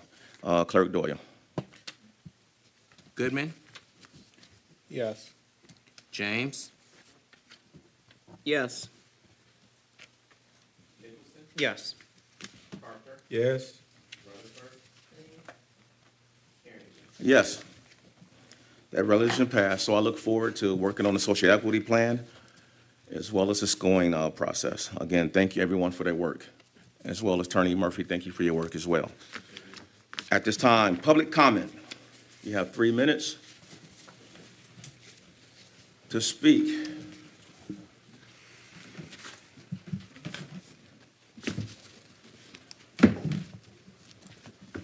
First up for public comment is Mr. Carlton Jones. Okay, I got fantastic news tonight. I want to be able to thank some folks who I would say, I just want to say that I believe that what they've told me, and I have to just give them acknowledgement.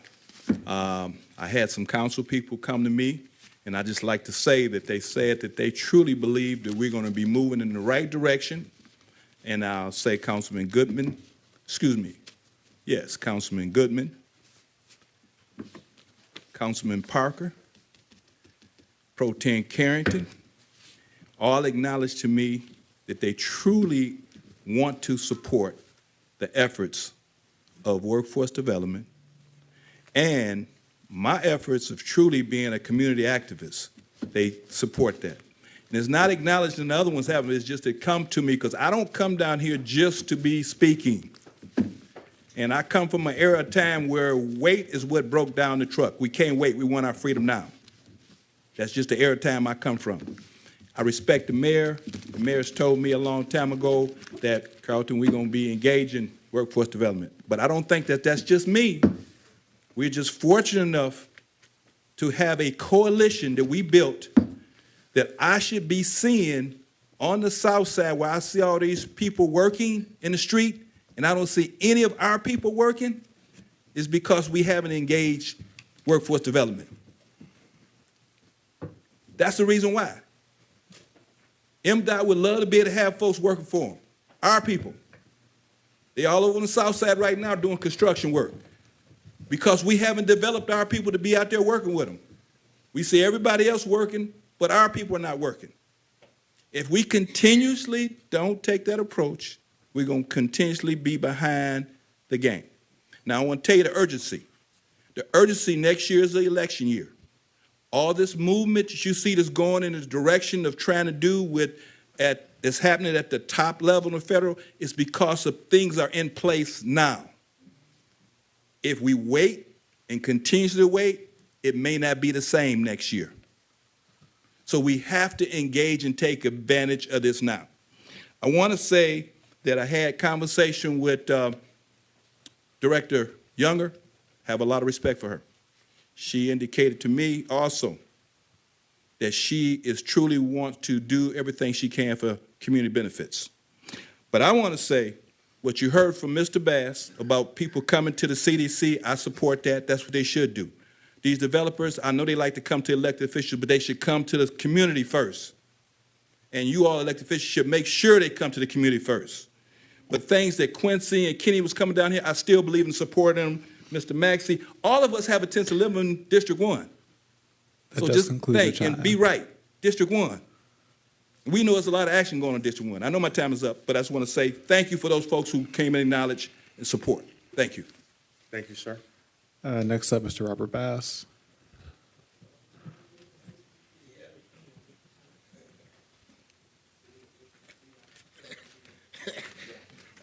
Good night again. My name is Robert Bass, Assistant District Council of District 1. I want to make it very clear that I come to clarify a difference of agreement in the last meeting.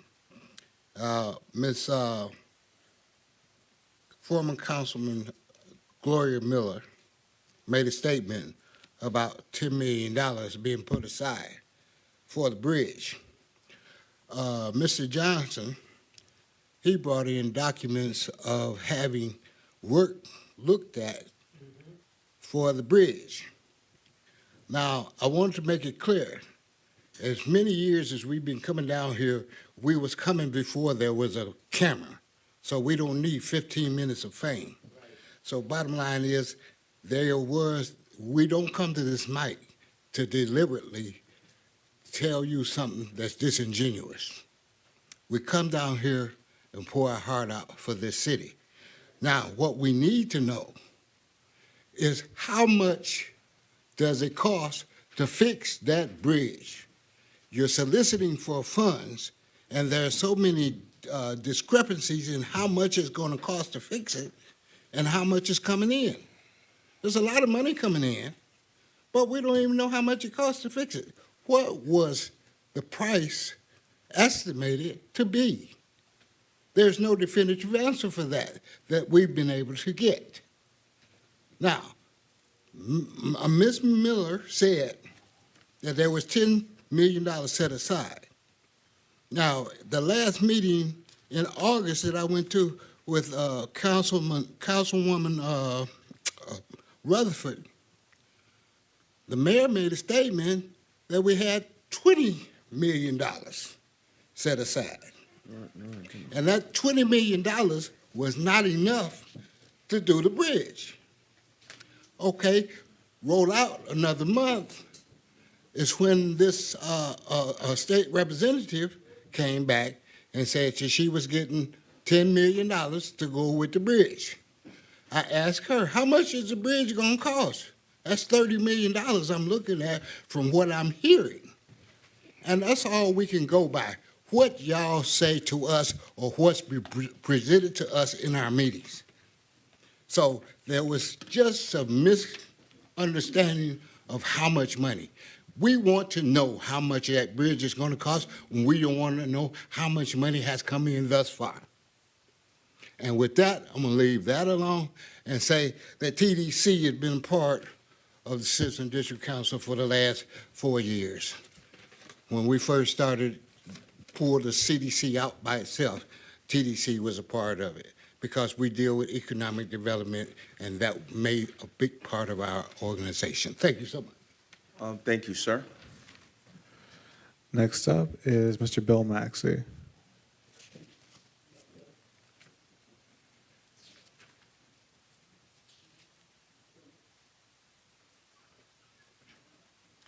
H. Bill Maxey, good evening. The main person that I want to hear is not present. I'll wait until next week. Our council president, Mike McGinnis. He's not here, so I won't make any comments at this time. Thank you, sir. Ms. Beatrice Wright.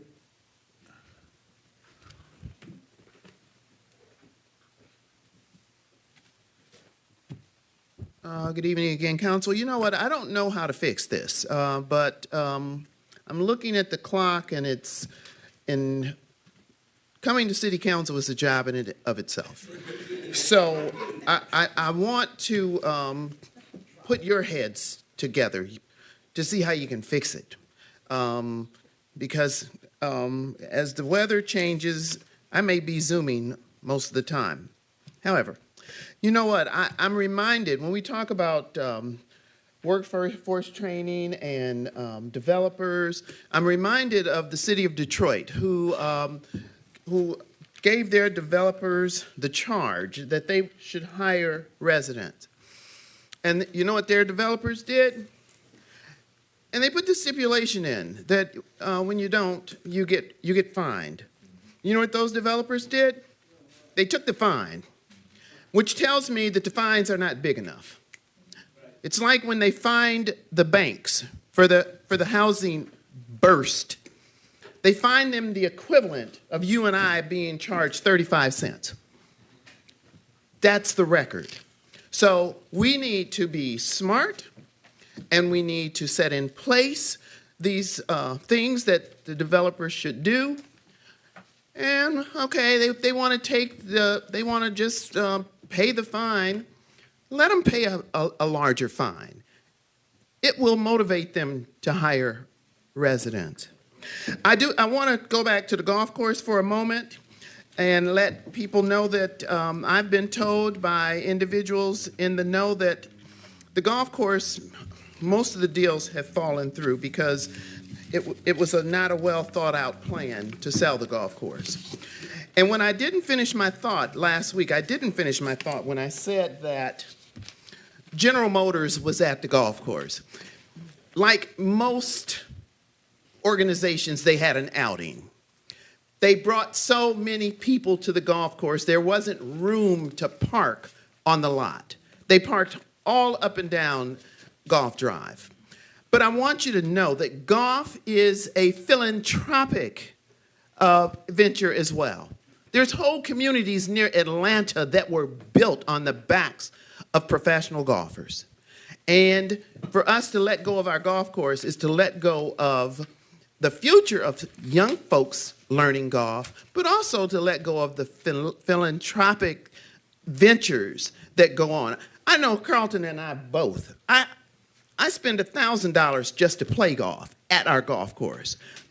Beyond that, I spend hundreds of dollars with organizations like AKA or Delta Sigma Theta or Midnight Golf to play golf to aid their philanthropy. So, just wanted to say that. Thank you very much.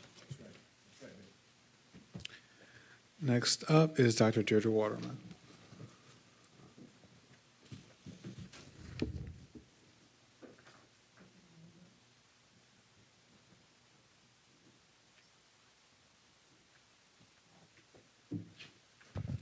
First, I'd like to say I'm glad you took my suggestion in public hearing that you do offer first right of refusal to city residents for the sale of publicly city-owned property.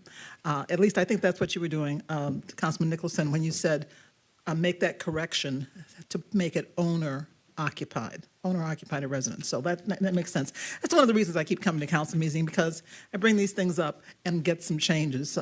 I'm still waiting. I got the change about don't put take another $20 million out of $10 million out of the ARP funding. I'm still working on that first $10 million you put in, but I'll keep working on it. But I did want to finish the comment I was making about the HR department, which I started an agenda address and ran out of time. And what I was alluding to was the 27-year employee who had been through 12 directors of DPW, 6 or 7 mayors, emergency managers, and yet this administration fired him, okay? Now, it's the duty of the HR manager to sit in on those hearings and to tell the person what the procedures are and what their rights are. Apparently, that's what was done. And the employee feels, or unless he let me know, that she was fired or let go by the city 5 days later, okay? Which he attributes to retribution for her doing what she was supposed to do anyway. Or some of you may say it's a coincidence. But then I look at that, and I remember you too, Quincy Stewart did say that the employee firing looked like harassment to him. I do remember that. So at any rate, I'm trying to put this all together. And I'm telling you this because I just want to know, council, if you're aware of some of these things, or has this been, are you complicit in, or do you know about it? But you've been chewing up in this administration, HR directors. The HR director who was fired early in the term of this administration was let go. And she called me the day she was let go. She was outraged. And she said that what she was challenging and what she had reported was that during the early part of the administration, some of the transition people were allowed to interrogate city employees. And she had complained that unauthorized people were being allowed to look at confidential employee files, and she was adamant about that. So she went and she complained to the administration. The next day she was fired or let go. So she came and talked to me about it. She was outraged. She felt that I knew what they, and you know, Brett, Councilman Nicholson, what that is. But I just am pointing that out to you because I think there's an ugly underbelly going on here that you should know about. We want to know if you do. Well, thank you, Dr. Waterman. Next up is Melissa, I say her last name, from the cemeteries. I think she left already. So next one is Ms. Andrea Mans.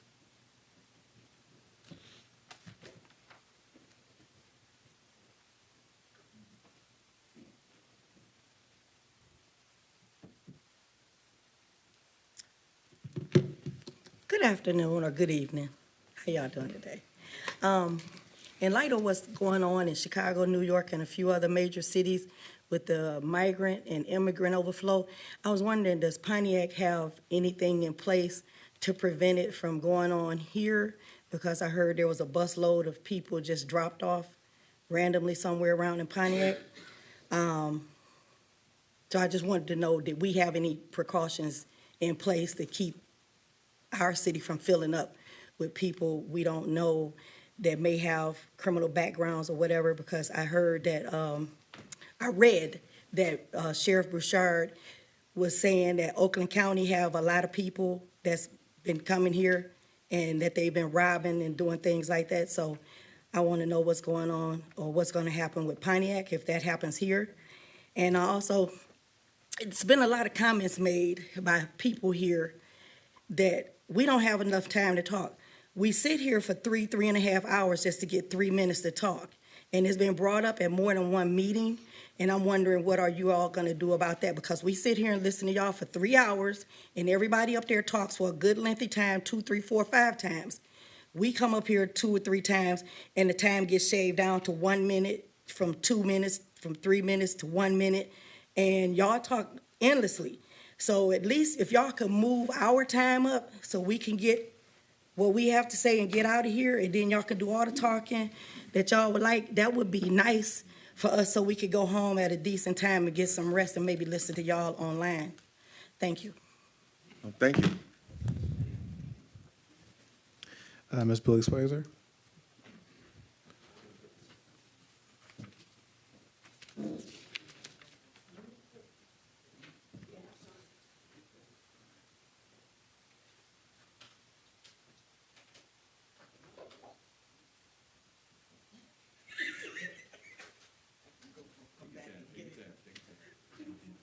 No, my leg hurts. Hello, I'm Billy Swazer. I just come to announce to the city and the retirees that are employed with that are members of City of Pontiac Retired Employees Association, CPRA, that on September 7th in the AM, I resigned as treasurer. No, I resigned from the board. In January, the treasurer's position, when it came time to vote on the treasurer's position, Vice President Gary Kraft said, hold up. He wanted to change it. And they changed the position from treasurer and secretary to secretary treasurer. And Claudia Filler, who is the president, said that is the way it goes. And I just wanted to let them people know, because some of you are receiving notices of requesting your dues, and you do not see my name on that letter. I do not participate in CPRA, and I am not for CPRA anymore, because I think that at some point you have to be grateful. I'm a retiree. I started the city in 1973, retired in 2004, came back in 2009, left in 2011. I like my insurance. I like the benefits I get. I like the co-pays I have. But some people say, no, that's an awful program. It's awful insurance.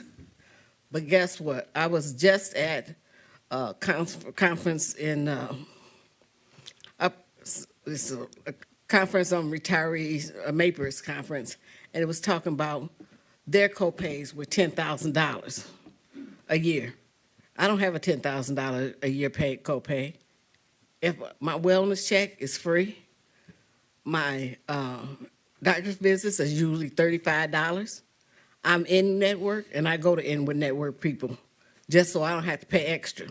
I save money, so if I have to pay more, I'm going to pay more, because I used to pay $1,000 a month for insurance. Now, my idea is, if you don't like the insurance you get from the city, how about you call Blue Cross and ask them for the plan that you want, and then you can get that. And that won't be for us other people to have to pay, because I'm a resident of Pontiac, have been one since 1954. So I don't want to hear about paying a whole lot of money just for retirees to get health care. I don't call it a Maserati health plan, because apparently I don't know what it is, because I've always been union. And my plan has called for co-pays. Some of them say, well, I don't have to pay any copay. Good luck. Take care.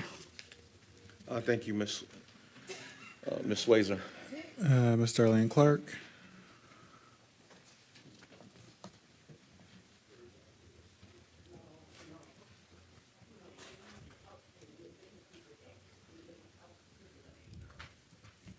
Good afternoon. Darlene Clark speaking as a resident. First, let me tell you guys, like I said, I'll tell you something. I've been here in Pontiac once again all my life. The golf course, contrary to what you see on TV and hear in the radios, it is true that a lot of big deals has been made on the golf course. It is true when I say to you this, that a lot of professional people take Pontiac Golf Course really serious. It's a diamond in the rough, and we really should try to hang on to it. I'm not saying this because I have been a long-time resident. I'm saying this because of facts. Facts that the golf course is one of the entities that multicultural business people get together of all professionals, businessmen, lawyers, doctors, you name it, a resident, just a plain old resident get together with wives, companies to enjoy playing golf. And I do know how to play golf. Secondly, let's get on our district. I got a question for the mayor, if you don't mind, sir. You said that you have the business properties, and a lot of these lots are 50 by 50s or 40 by 40s, and some are next door to each other, which means there were two houses next door. Once the person purchased these properties and they rezone them to combine them together, don't that put that particular housing in a higher bracket, or will it still stay at the low end for affordable housing? That's a concern that the residents are having.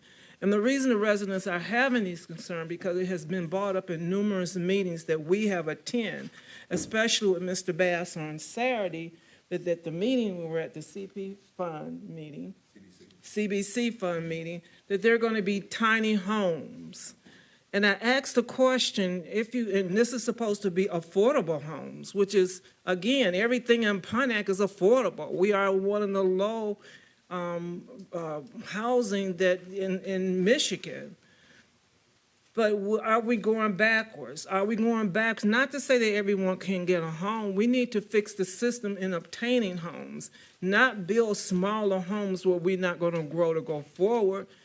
In my opinion, building tiny homes is a scapegoat for more investors to come in and turn them into rental properties because people tend to desert those homes for bigger homes.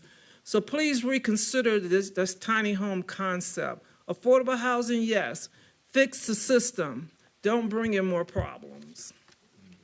Thank you, Ms. Clark.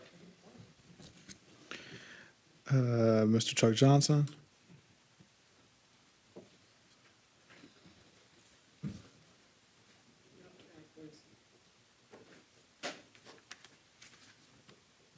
Well, you all know my name, so that's good enough. You know, I'm going to start where I left off last week regarding the bridge. Now, some very responsible people listen to this message I leave up here, and they've questioned me regarding that. And I have some documentation that's very valid. I've got a FOIA request in to the city for another document that the mayor indicated last week that he has. I want to see that document, and I want to compare it to the documents I have. Now, a lot of these responsible people don't want to come down here and sit 2 or 3 hours like a lot of them was talking about here. But they're waiting to find out what the outcome is going to be on my research as it relates to that bridge. Does it need to be replaced? Does it need to be repaired? And can it be opened?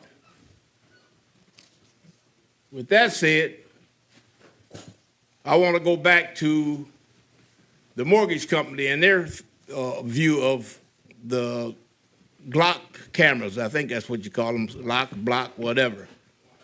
If you have an individual or a company who's willing to help safeguard our city against crime and individuals who commit crime, especially when we have so many individuals coming into our city, we need all the help we can get. And I don't care who don't like it, we need those cameras. If they on Woodward Avenue, it's fine with me. But that mortgage company needs those cameras down there for their protection and their concern and for their comfort. And I agree with them 100%. They can put them on any other property in this city if they want to. It don't matter to me, because I ain't got nothing to hide, period. You know, I got 52 seconds left. Mike, where you been? Thank you. Oh, thank you. Mr. Quincy Stewart. I'd like to know who crossed my damn name out. That pissed me off. Somebody just crossed my name off the list. For what? Who did that? And I will say Anyway. none of those words are banned by council rule, so he is fine before anyone gets upset. Yeah, well, I said it. Second, I brought to your attention a most deplorable, grotesque, long-abandoned multi-rental property on the corner of Luther and Franklin Road, open to trespass. It's vermin-infested, a disgraceful eyesore, and what's being done about it? Nothing. It has sat like this since the late 1990s, with several complaints levied, and the city has allowed this deplorable ramshackle absurdity to serve as a signpost to Pontiac South Side as people come into this town from Telegraph onto Franklin Boulevard. Far more important than what outsiders think of this battered, broken down, structurally decomposed ruin is the poor folk who have to see this nauseating spectacle every day. I'd like to see something done about it. A brief word regarding the war in Palestine and Israel. The loss of life by murder, whether in war or by lumpen criminality, is always a tragic event. When differences can't be settled by détente, and war becomes the only means for one group to retaliate against or wrest power from another group, false equivalencies begin to surface from the rubble, and the righteous indignation of the oppressed becomes skewed as rogue aggression. I abhor needless violence and the wanton murder of anyone. The question begs, however, who is justified in such an endeavor as war to be the righteously indignant? If loss of life in this case, including rape, pillage, the wanton execution of the elderly and children that occurred in Israel, is the price of establishing justice, then what price do the people seeking justice have to pay for such a venture of vengeance? More loss of life for the aggressor, and the result is a Carthaginian peace. Perhaps, but we extol the righteous rebellion of Nat Turner as he and fellow enslaved Africans roamed the Virginia countryside, killing those who classified themselves as white as an act of righteous indignation. And it seems now that history has polished that meaning. I leave you with a question to ponder with no agenda of my own to sell. Will power concede for the better virtues of justice on its own? Thank you, Mr. Stewart. Miss Norma, can you say it so I just know it? Okonski? Thank you. Yes, no, thank you. Mayor and council, thank you for tonight, and good evening. I have to agree with you. We come here and we pour out our heart to the city, and I'm here because you may not be aware of who I am and what Oakland Hope is. And Oakland Hope is a nonprofit. We moved into the city in 2019, and I'm the founder and the executive director. Oakland Hope has been passionate about serving our community and alleviating hunger in our city of Pontiac. We have been busy this summer running to catch up with the needs of our community. In just August, over 15,058 seniors, families, children, veterans, and immigrants all received His Hope and a cart of free groceries from our food pantry. 15,058 people in 1 month. Nobody does that. Oakland Hope does that. What we provide, the resources for the city and the residents, is amazing. Oakland Hope volunteers serve the community on the front lines every day. Hundreds of people line up every single day for food. Hundreds of people drive by the building. You start seeing people line up at 9 a.m. in the rain and in the cold to get food. Cars line up around our building. The police come down and they direct traffic. I'll have 200 cars waiting to come in. It is amazing what happens in our facility. So if you are unaware, that's what I'm here for. I'm here to pour out our heart to what we provide for the city. It's important that you understand what happens. So Oakland Hope has a 12-year proven track record. We've been in the city for 4 years, but we've done this for 12 years. We have a track record and a ministry that understands and responds to the social detriments of poverty and health due to food insecurity in children and adults. However, you have to know we can't do this work alone. And that's why I'm here today on the behalf of all of the city residents here in Pontiac who depend on Oakland Hope for their food. I'm requesting funding from the city, funding for food for your residents. Your financial assistance is critical for us to continue to meet the growing demands. They grow every single day, but we can't do this without you. It takes a village to do what we do. This, I have to show you, is just a list. This is just a test, a list from 1 week of all the people who received food at Oakland Hope. These are your residents. These are your taxpayers. These are your constituents. You have to help us feed the community. We're doing this without your support, and that's what we're here for today. We're asking for your financial support, and more importantly, if you don't know us or aware of us, I've brought my brochures. I urge you to take several, be my walking and talking LinkedIn, but more importantly, call me and schedule a tour. Come out and see for yourself. It will change your perspective on human services. Thank you. Thank you. And the last one, but I don't see in the audience, is Dennis Thompson. No, ma'am. Thank you for your comment. With that, that concludes public comment. Thank you, Councilman Goodman. At this time, we got a couple of discussion items. Just want to remind the community that October the 17th, City Council meeting, start time is at 12 p.m., is at noon.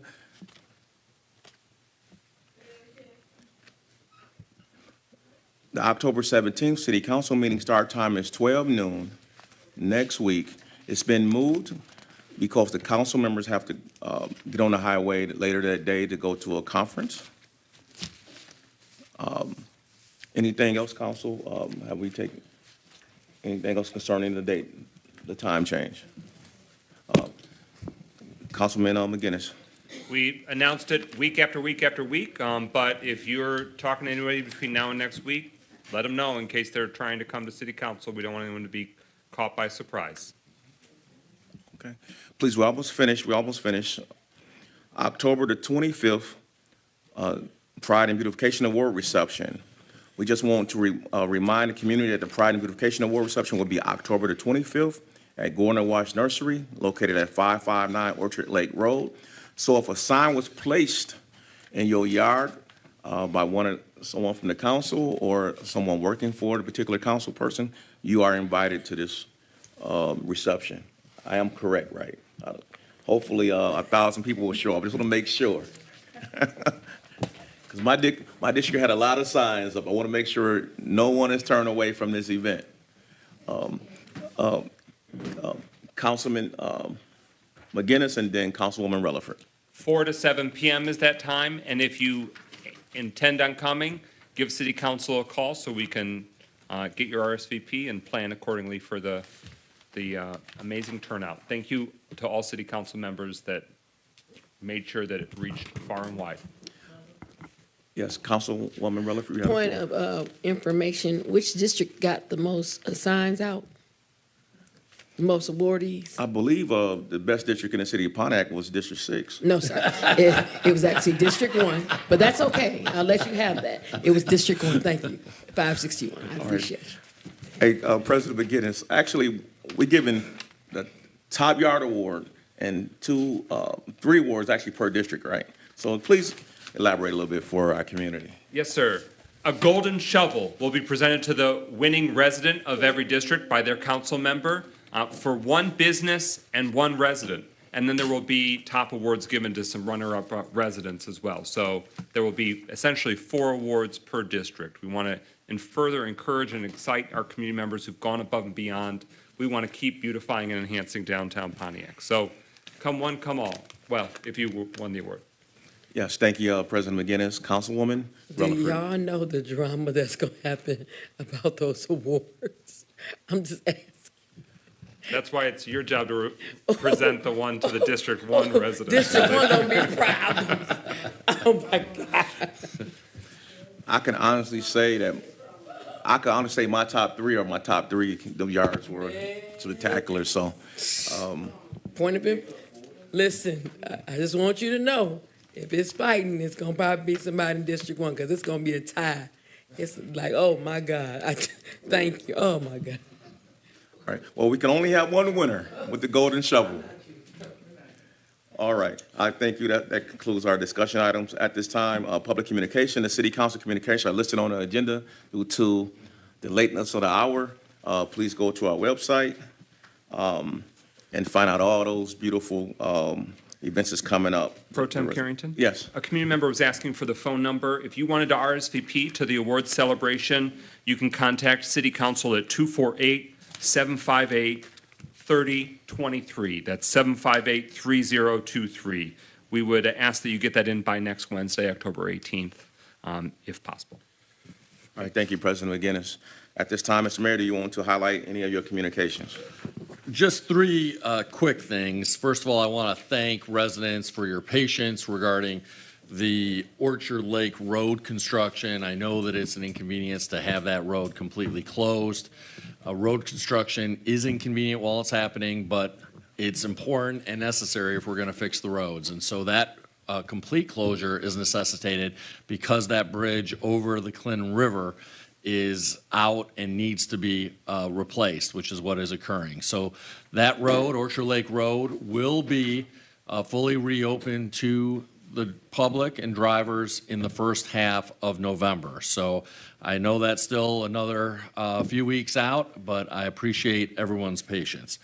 Secondly, wanted to announce that young people should apply for, I don't know that it's limited to young people, but mostly young people apply for the Fran Anderson Making a Difference Scholarship, named, of course, for the legendary Fran Anderson. And this is an annual opportunity connected with the Holiday Extravaganza Parade. But in the past, it was $1,000 per student. This year, it is $5,000 per student. So please apply. We welcome more applications. You can do so by going to the Holiday Extravaganza website. That's www.holidayextravaganza.org. And there's a section on there for scholarships. So click on there and you can apply. And speaking of the Holiday Extravaganza, not only do we have the parade this year, as we have every year, and that, of course, is at 11 a.m., on December 2nd. So the first Saturday in December, as always, is the Holiday Extravaganza. The parade's at 11 a.m. But in addition, this year, we have a run for those of you who are fitness fanatics out there. I will not be participating in the run, obviously. You can tell that by looking at me. But for those of you who are fitness fanatics, that run will occur at 8 a.m. It is called the Elf Run. That is brand new this year. And then after the parade, we will have a winter fun festival downtown from noon to 3 p.m. So we hope you'll join us for some of those other activities and events. Thank you, Mr. Mayor. At this time, your closing comments.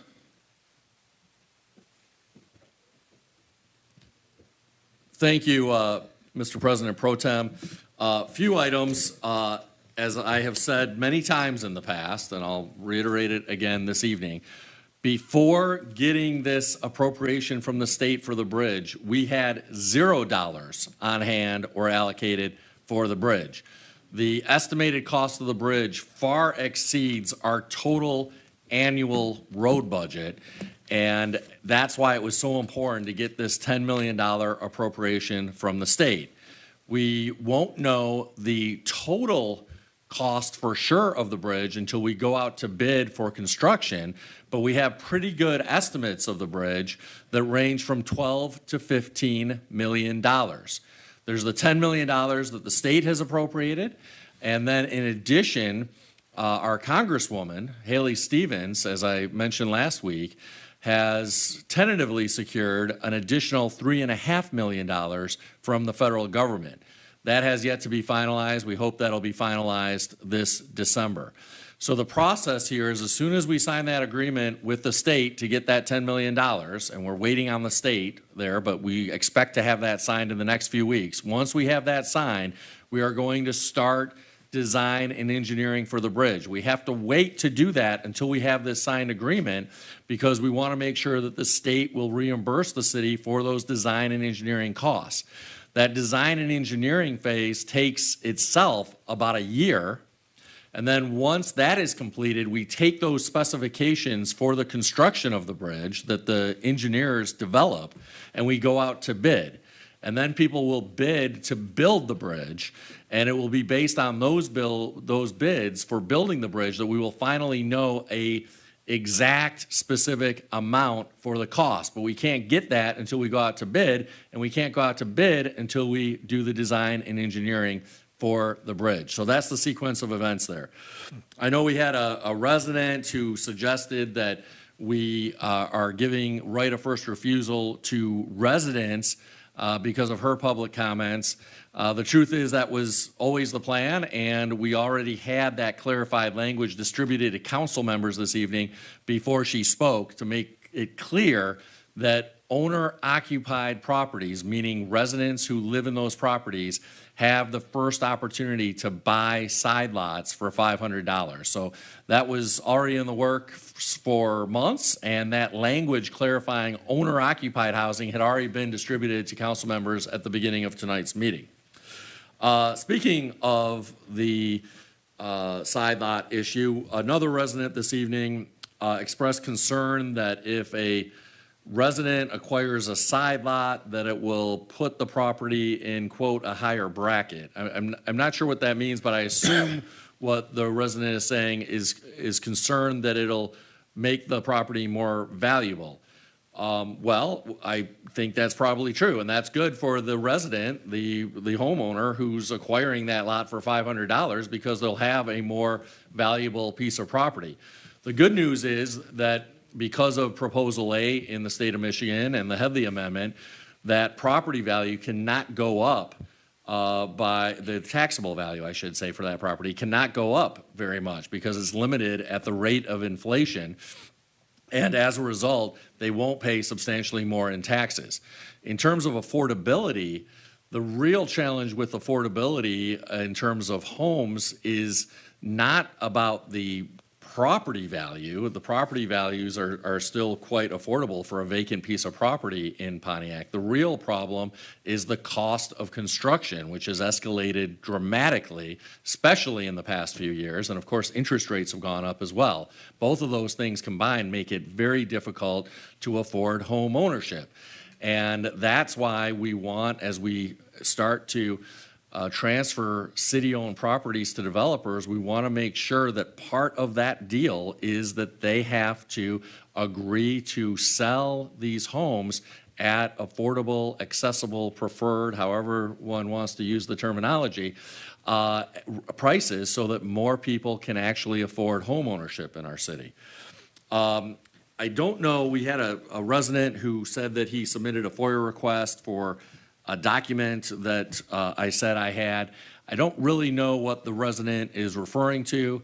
It sounds like he submitted a FOIA request, which is great. I'm not aware of that and I haven't seen it. I'll just say that at no point have I said that I have a document. What I've said is we have sought other opinions from engineering firms about the condition of the bridge. And they have reviewed the existing documentation in terms of photographs of the bridge and other documentation of the bridge. They have reviewed that and come to the same conclusion. So I want to be clear about what to expect in terms of that FOIA request, which is we have sought out other opinions and we've been given those verbal opinions from other engineering firms. Also, there was a comment from a community member about the property at Luther and Franklin, and the comment was that the city isn't doing anything about it. And I want to just be clear about what we have been doing about that property. And it's a process, and I recognize that that property at Luther and Franklin has been derelict, as the community member said, since the 90s. But our administration is actually pursuing that very, very actively. So number one, we have been seeking demolition of that property. We went to court against the then private owner of that property to seek demolition of that building at the private owner's expense. It's very important that whenever possible, we seek to have these slumlords often pay for the demolition themselves so taxpayers aren't paying for the demolition. So we were in court doing that this summer when the Oakland County foreclosed on that property because it hadn't paid its taxes. So now we are in communications with the Oakland County Treasurer's Office to try to secure that property, take better care of that property, while we continue to seek a demolition order in district court.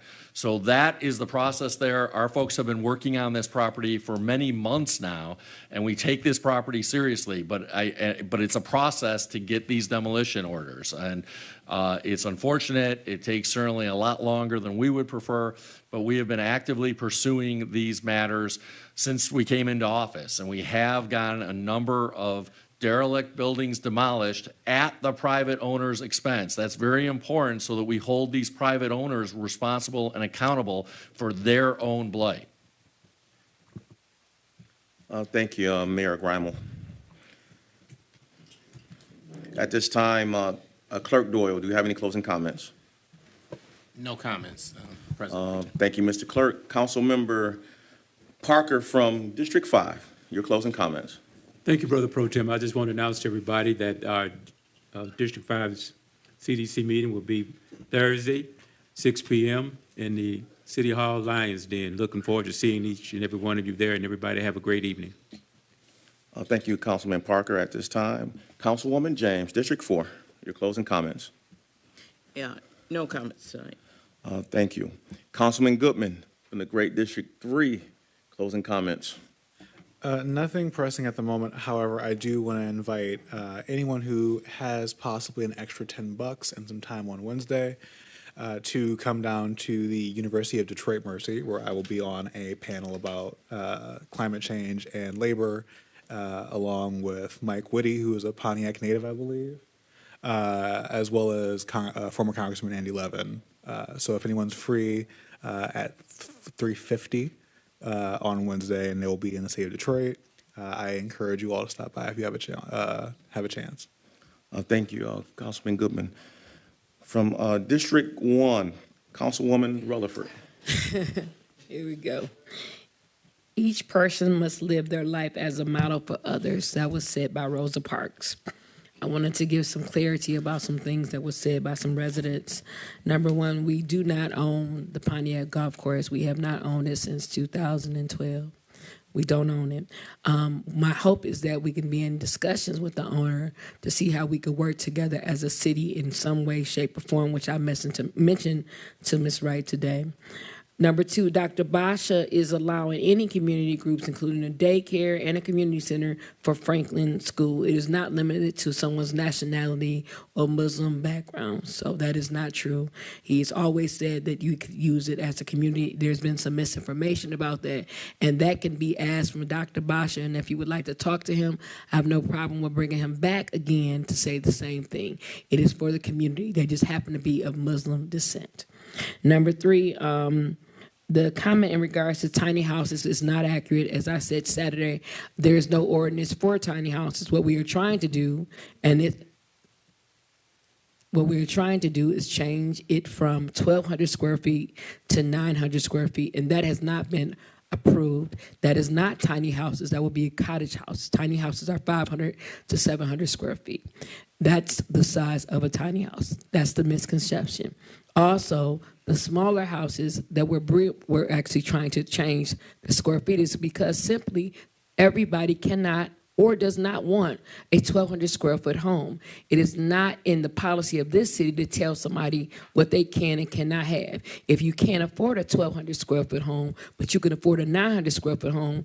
So what I'm using, let me give you an example so you can get some clarity. Most of the houses in District 1 are 700 to to 900 square feet. They're smaller. They were built smaller. So it's not going to change the makeup of this new district that they're having. What happens is people want to rev everybody up and say tiny houses, which is to scare them. The truth of it is 700 to 900 square feet is not a tiny house.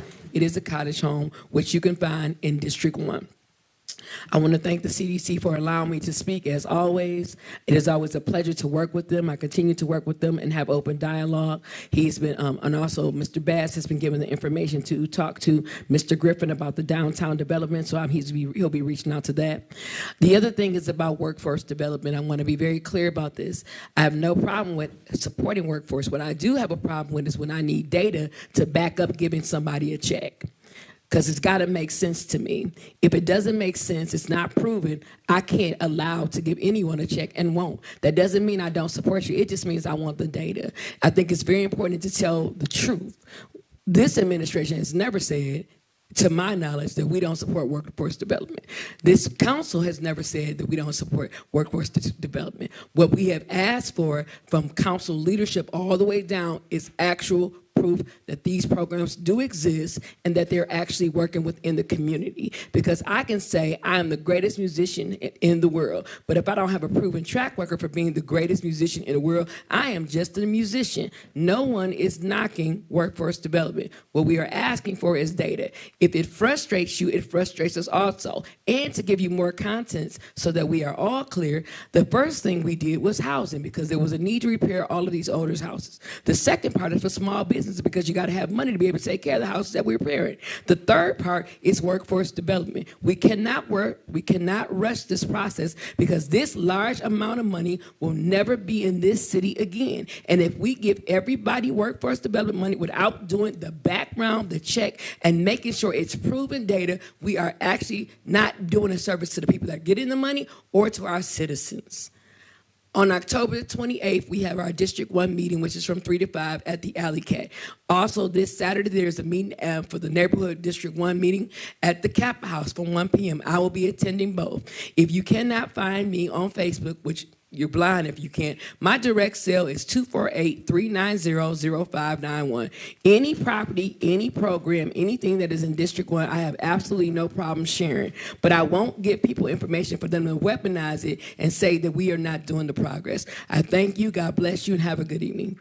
Good night. Thank you, Councilwoman Relaford. At this time, Councilman Nicholson, District 2. District 2 Advisory Council meeting is on the 23rd. That's the fourth Monday of every month at 7 p.m. at Goldner Walsh. Be there. We got cookies.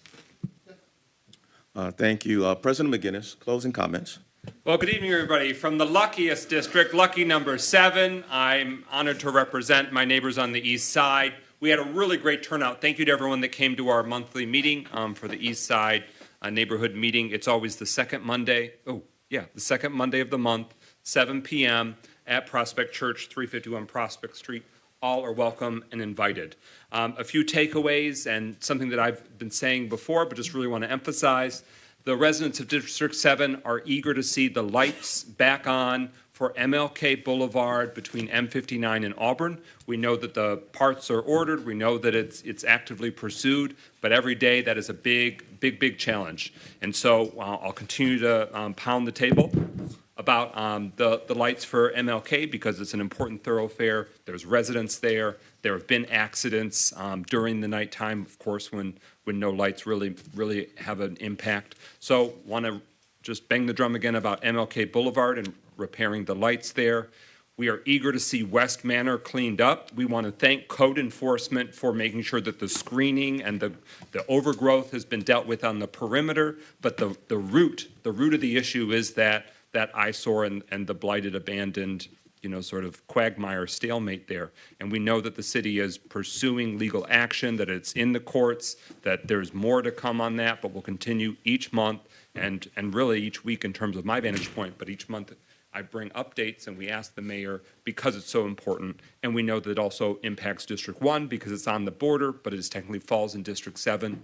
Similarly, we want resolution on the Purdue school site. So we're looking for confirmed dollar amount for demolition and how you skin that cat because it is city owned, which is a blessing and a curse. The blessing is that we can do something about it. The curse is that we have to do something about it, and it's on our price tag unless we pull a rabbit out of the hat. So that really has a big drawdown. It's a drag on the neighborhood, the residents nearby, and I'm really looking forward to a light at the end of the tunnel about the Purdue school.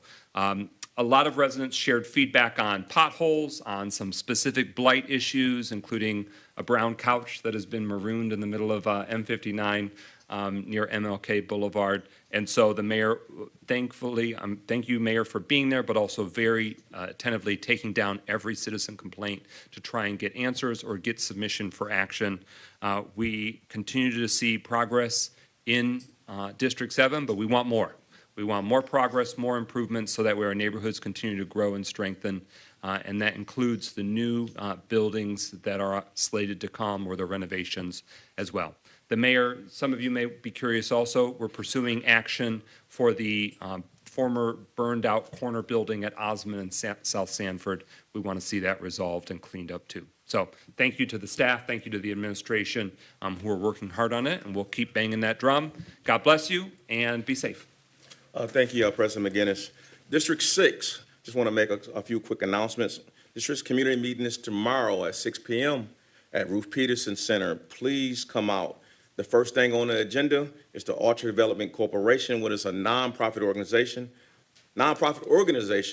that plans to redevelop Mark Twain vacant school. So please come out tomorrow and talk with me. And I really want to hear from District 6, especially the Knowles subdivision. So again, tomorrow, 6 p.m. at Ruth Peterson. I'm there. I'm bringing a team out. We're going to answer a lot of questions about that particular project as well as other projects within the 6th district, especially the blight. We got definitely 3 or 4 vacant, actually 4 vacant schools that we have issues with. So I want to know your suggestions on those 4 schools and where we need to be going with those particular schools. So again, tomorrow, 6 p.m., Ruth Peterson Center. Come out tomorrow for the community meeting, and thank you. At this time, I'd like to make a motion and second to adjourn the meeting. So moved. It's been moved by Councilman Goodman and second by Councilman Nicholson that we adjourn the meeting. Roll call, clerk. Yes. Yes. Yes. Yes. Yes. Yes. The meeting's adjourned at 10:08. And again, thank the community for coming out tonight. Those that remain here since 6 p.m. I simply